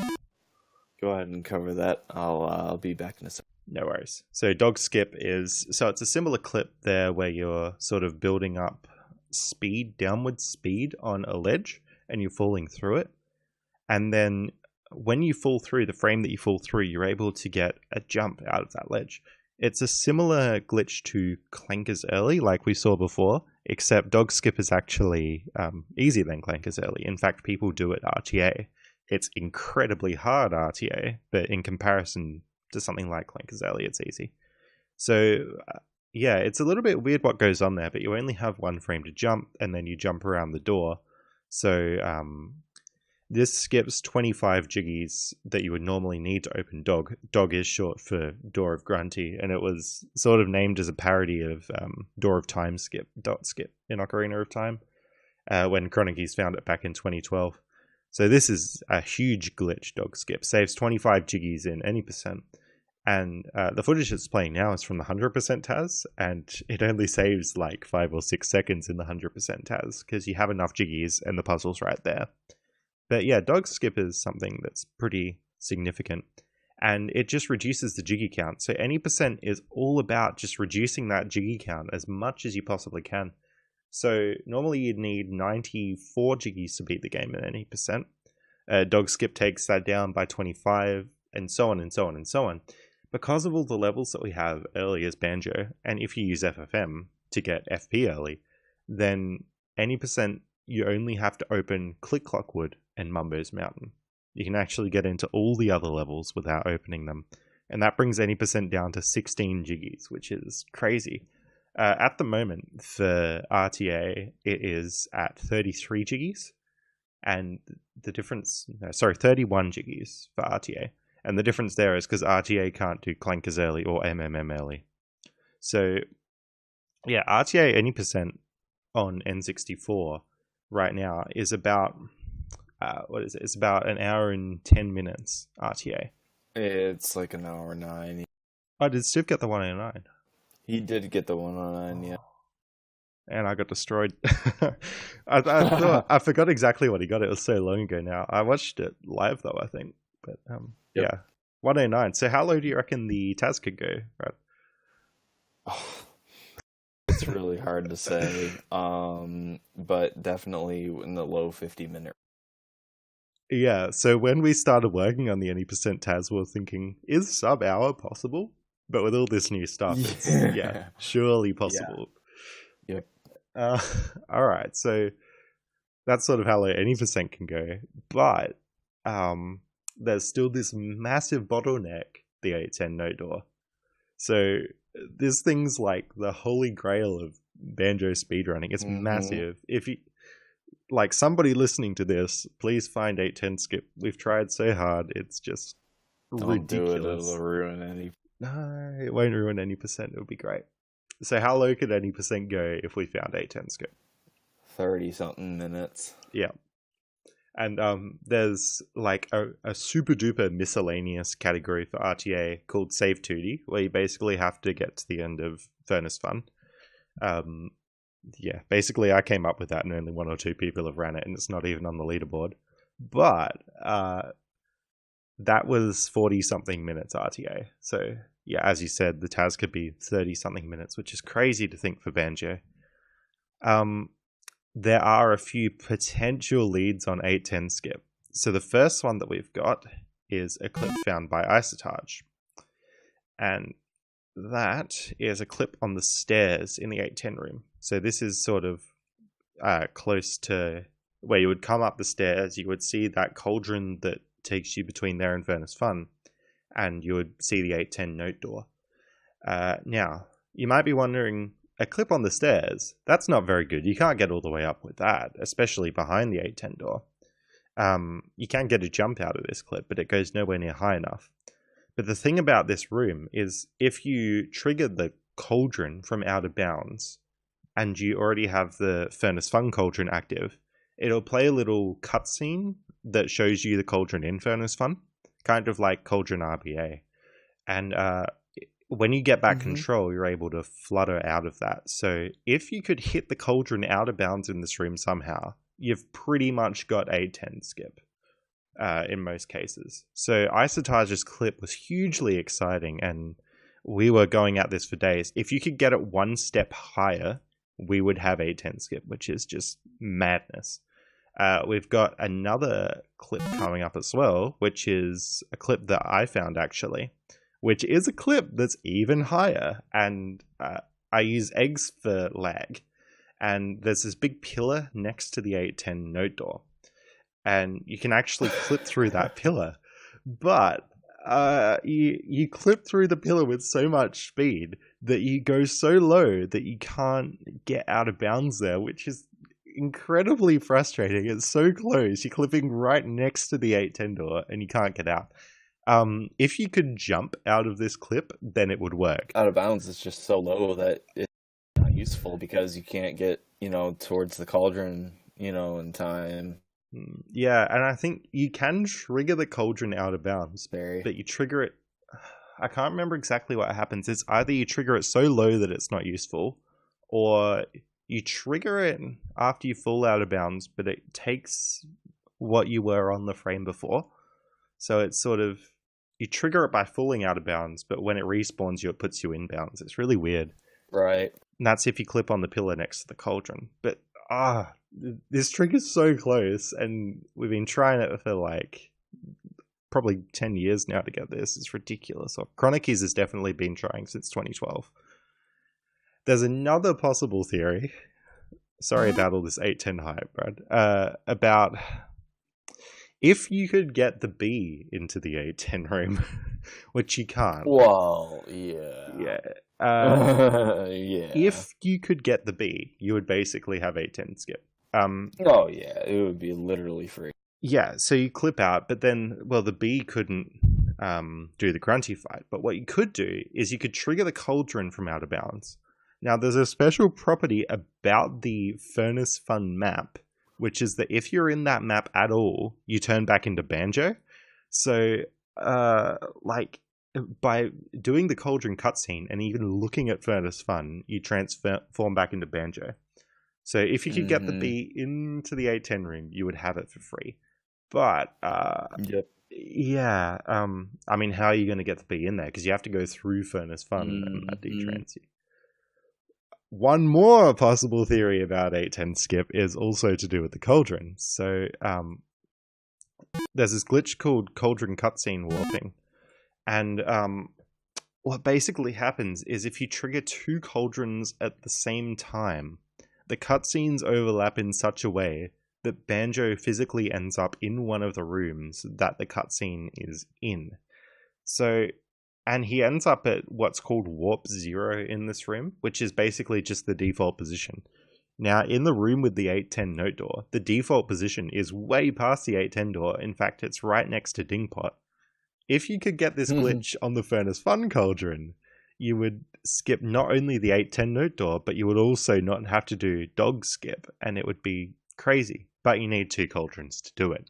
So my hope is that you could overlap it with some other type of cutscene, and then it would work, but we haven't got it. So that's me getting all excited about 810 skip, and I hope that one day it will happen. Some other people are a little bit more pessimistic, but you never know. You never know. And yeah, if we did find it, it would probably have to be a separate category. And if we did find it, it's probably going to be TAS only. So RTA people won't be doing it as much. Yeah, so 810 skip. Lots of fun. Very exciting. There's another holy grail of Banjo-Kazooie skips, though, and that's the water level skip, which is not as important now that we have Mad Monster Mansion Early. But basically, to raise the water level in the lair, you need to go into Mad Monster Mansion to get the pumpkin to raise the water level, and that's the only way you can progress through the lair.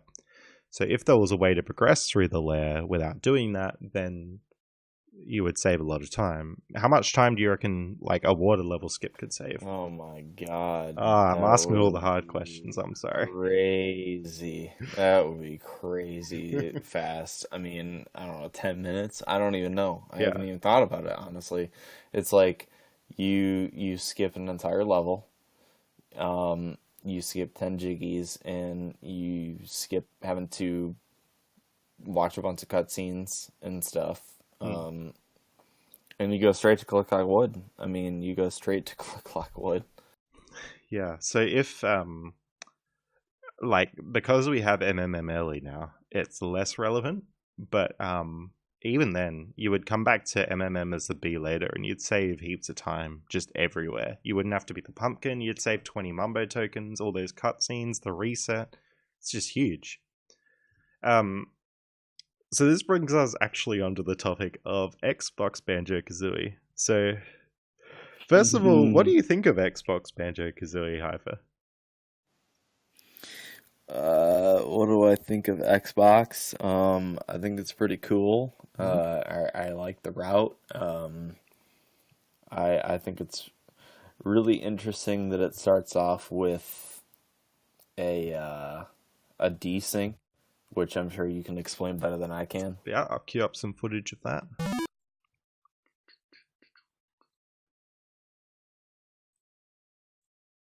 So, yeah, the desync that happens on Xbox, they call it Demo Desync Adventure, or DDA, thanks to MarcusMan64DS for this footage, by the way.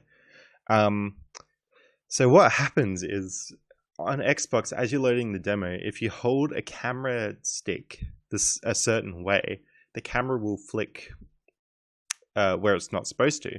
And a demo just literally plays back a list of buttons, and so Banjo will do the wrong things.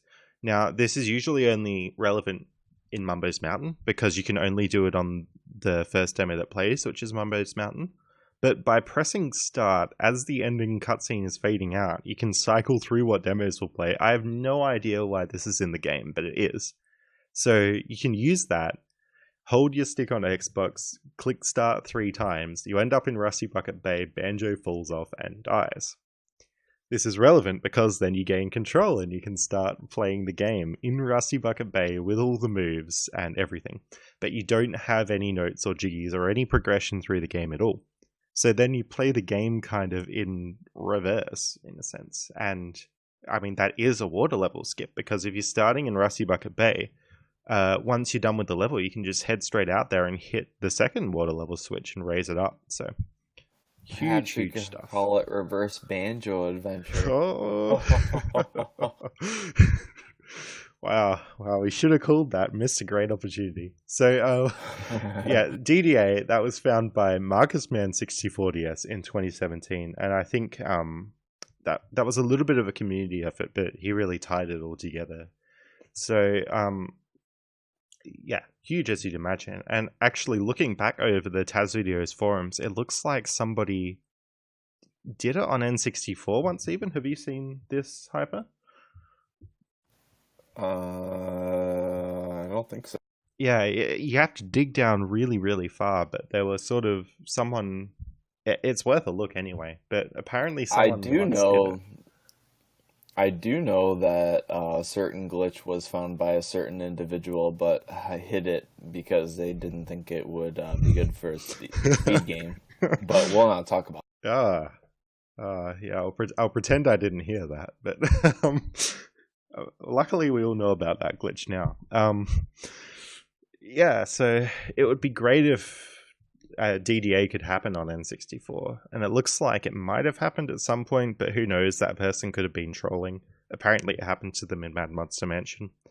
But the reason that it only works on Xbox is because they must have messed around with the code for the camera when they went from C buttons to a camera stick. Yeah.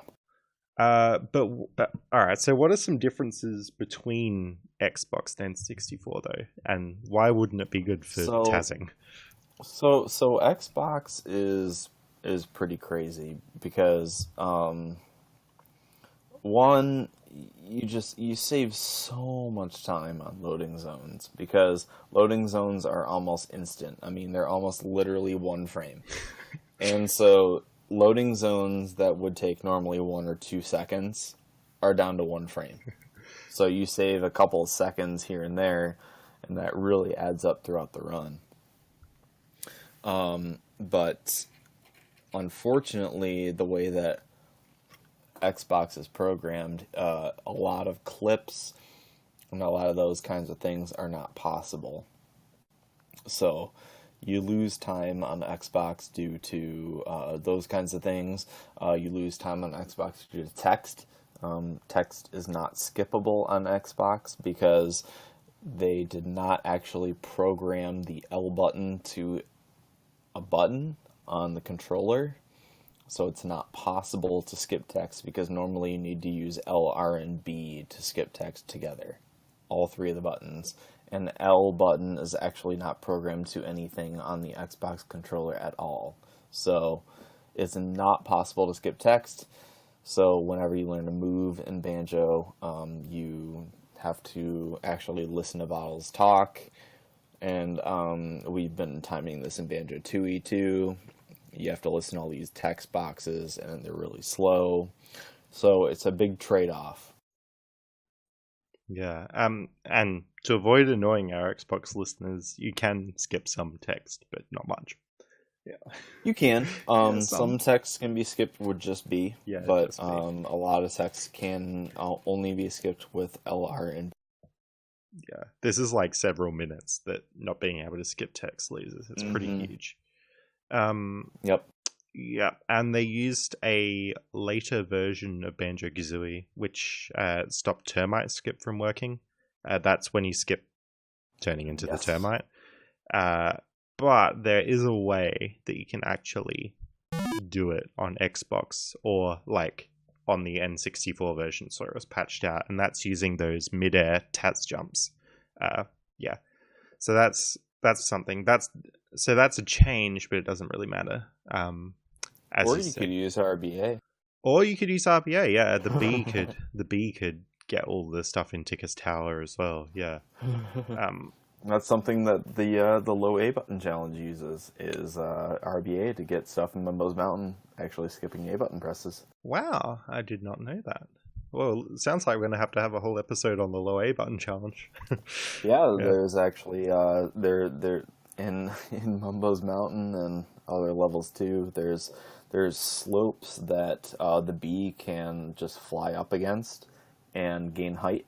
And so in Mumbo's Mountain, for example, you gain a bunch of height for about a minute, and then you turn around and you can get the Jiggy on the top of the Ticker's Tower area and enter without having to press the A button, because you can start flying by just entering the water and then flying up against that wall. Wow. Did not know that. I need to get caught up on low A button stuff again, I think. Yeah, I would love to have that cow guy on at some point to talk about that, because I've seen some of the cow guy is good. Definitely a good guy to have. It's very interesting, and yeah, I hadn't seen him around much in the community before, but he picked it all up really quickly as well. He's very knowledgeable about low A stuff. Yeah. So yeah, back to Xbox. A lot of glitches don't work, and probably the biggest one is dog skip or Door of Grunty skip. Now, do you reckon we would be able to Taz Door of Grunty skip? Hyper? On Xbox? Yeah. We can clip out on Xbox. I think so. I think so, yeah. Yeah. Me and Isotage spent about 4 days trying to get Door of Grunty skip on Xbox. Like, literally just 4 days trying to get it, and we couldn't. What seems to happen is that you only have one frame to jump, and on Xbox, because it's 60 FPS, not 30 FPS, you don't fall far enough in that frame. So, like, you're not far enough out of bounds. So, we don't know if you could Taz Door of Grunty skip. Yeah, it's hard to say. But yeah, we got heaps of jumps out of clips, and they all didn't work. Yeah, I guess I shouldn't say that I'm confident, because I don't know. I mean, I don't. Well, I know that Xbox isn't like a huge focus for you because we can't Taz it yet, though. So that's it's questionable. Yeah, and the difficult thing about Xbox is you can't really Taz it, because there are Xbox 360 emulators that can emulate Banjo, but not only do you need a good emulator, you need Taz tools like slowdown, save states, re-recording, so on and so on. Yeah. But there is another interesting glitch on Xbox that might actually stop that issue, and that's called corruption. So I know you really love this glitch, Hyper. No, I think you should talk about it. What happens with corruption on Xbox is pretty much if you like go to the title screen and then exit out to the demo over and over, if you do that like 20 something times, then the game gets into this state that we call corruption, where some of the models that seem to have a lot of joints or bones or anything just freak out. Like, for example, Tank Top in Bubblegloop Swamp. And this state persists until you turn off the game.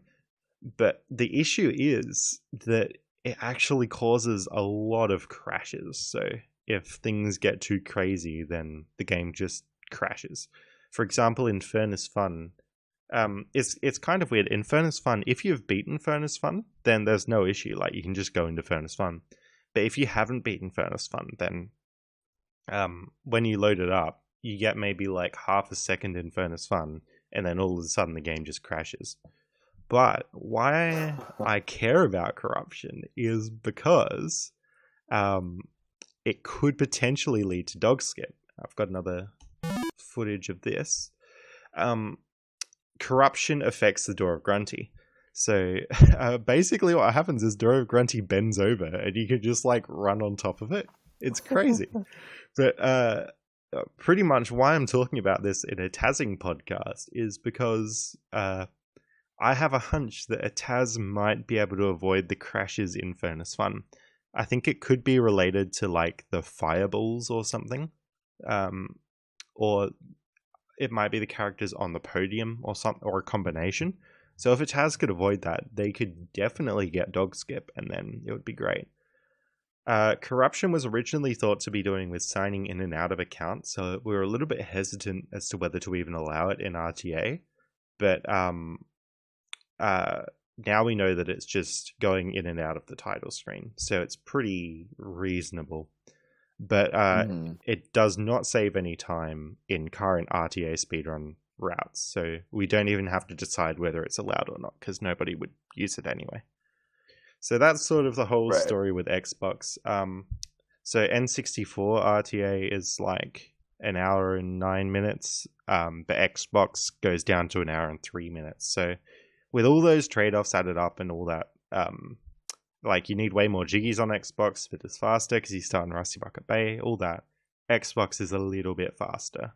And that's why if you go into speedrun.com, you'll see Xbox before N64 for any percent. Yep. Yeah, so that's sort of... that's all about Xbox, really. And it was Marcus Man64DS who found corruption as well. He's found a lot of stuff for Xbox. And now, is there anything else? And Xbox allows for a lot of really interesting routes, but unfortunately, a lot of them are just like very slightly slower. Yeah. For example, when you on Xbox, if you go through a level and you get 70 notes and you die, the level keeps those 70 notes. So you're able to go back into that level and go just collect the notes that you missed. And so on Xbox, you're able to go into a level and do 2 trips to a level without really losing a whole lot of time. So that makes for some really interesting routing. Yeah, for sure. And it lets you die mid-level as well without losing your notes too. So, do you reckon there's any 2 trips that we would make in an any percent Taz, Hyper? Yeah, for Xbox? Yeah, for Xbox. Yeah, gosh, it would be so hard to say. I don't know. Maybe a couple levels might be faster with 2 trips, yeah. But, it's really hard. Yeah, it's definitely the case for 100% that sometimes it's faster to do 2 trips. But yeah, any percent we're not sure about yet. Yeah, 100%, a lot of levels, require a lot of banjo required movement. Gobi's Valley, Freeze Easy Peak, a lot of banjo required things. Yeah. Alright, so, that's pretty much... Xbox is, a whole... another rabbit hole we could go down, but yeah. It's not super relevant to Tazzing, because we probably won't be able to Taz it for many more years now. But one day, maybe. Cool. Are there any other Banjo specific things you want to talk about before we wrap up here, Hyper? Banjo specific. Well, yeah. I don't think so. Yeah. Cool. All right. So now we're going to talk a little bit how you might get into Tazzing or even Banjo-Kazooie Tazzing. So, can you tell us a little bit about the Taz competitions? Yeah, so this is something that I started a little while ago. It was right before AGDQ that I started, and let it drop off a little bit because of final exams and whatnot. But I started doing something called a task competition, where I set a goal and a certain starting point, and people try to compete in trying to complete it in the fastest time possible.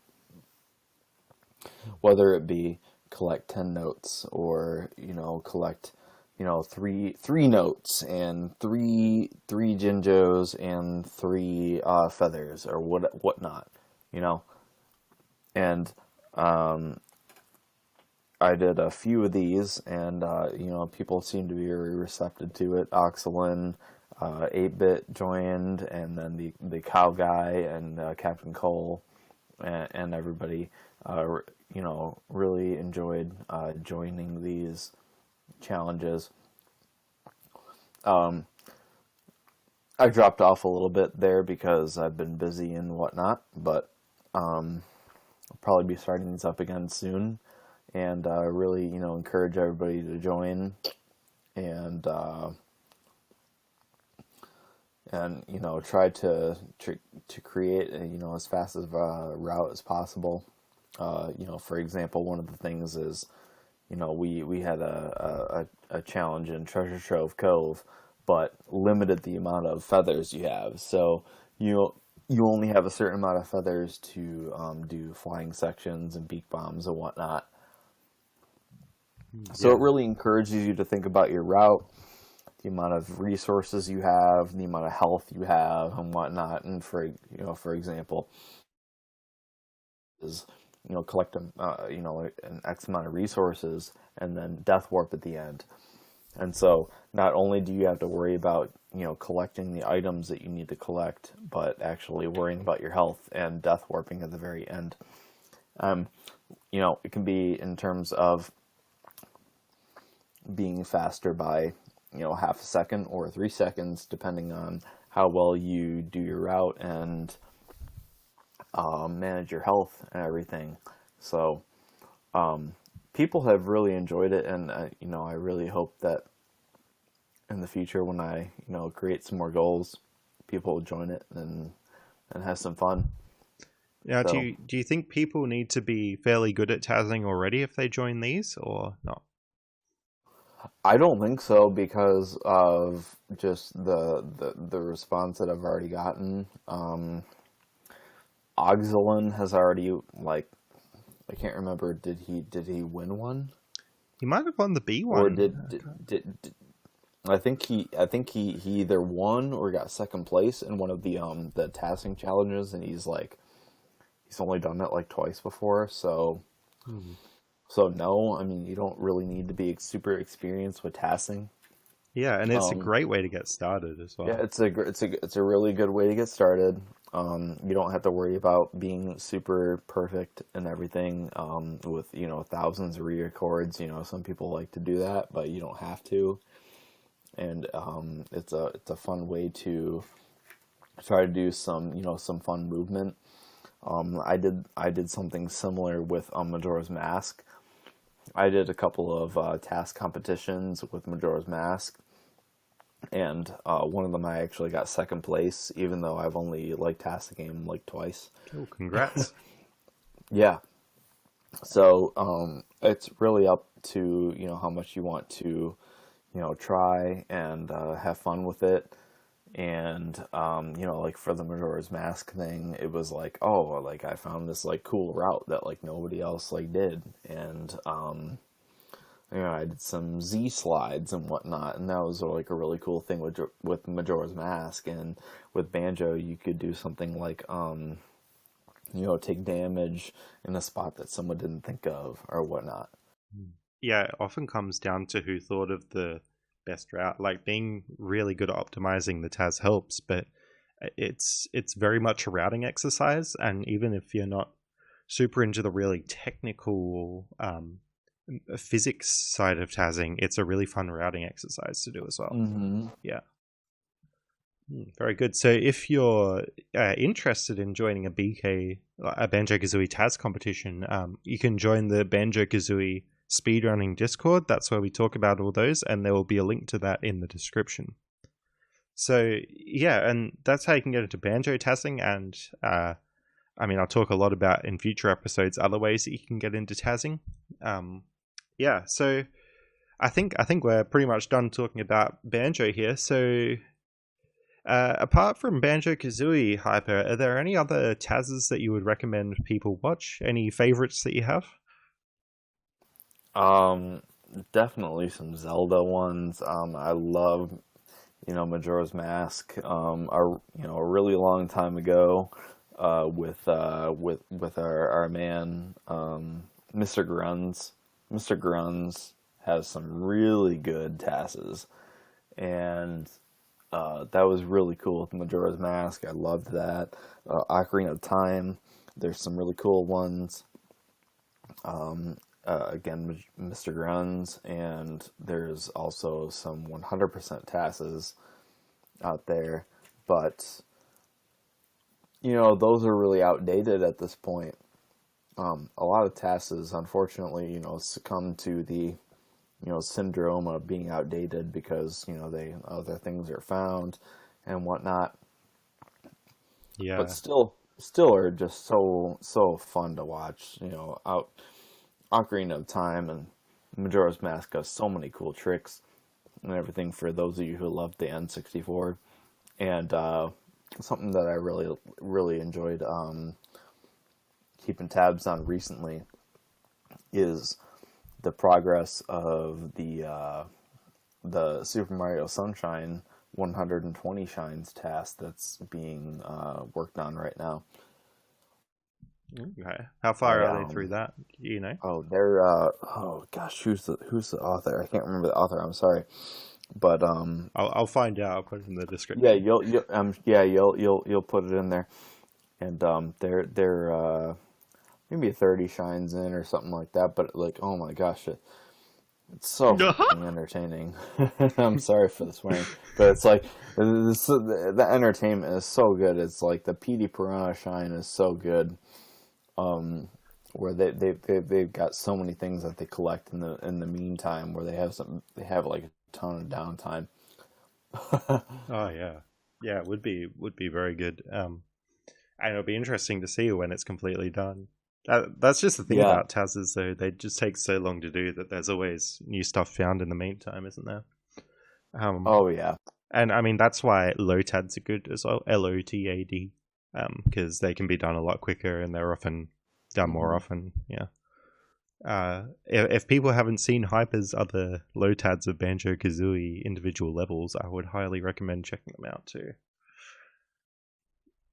Yes. Cool. So, where can we find you, Hyper? I'll put some info in the description, but it might as well be in the audio as well. Yeah. I'm not super active right now because I'm busy with grad school and whatnot, so I don't post things a whole lot, but I am in the middle of working on the any percent tasks and everything, so I do have a Twitter, Hyperresonance, so check that out. And YouTube, which I think should also be attached to my Twitter, which will have a lot of old videos where I recorded some routes and whatnot and cool glitches and stuff like that you guys can check out. So, check those out. And test videos, my 100% Banjo-Kazooie task is on there and everything. You guys can all check that out. 8-Bit, he's got some really cool videos too. You guys should definitely check those out. All right, very good. Well, thanks so much for coming on, and I apologize that it got so late somehow, but that's just Banjo-Kazooie, okay. Isn't it? Cool. Well, yeah, thanks for coming on. For the listeners, there's links to pretty much everything we talked about and links to Discords for this podcast and Banjo-Kazooie in the description, as well as any corrections. Thanks for coming on, Hyper, and thanks everyone for listening. No problem. Good night, everyone.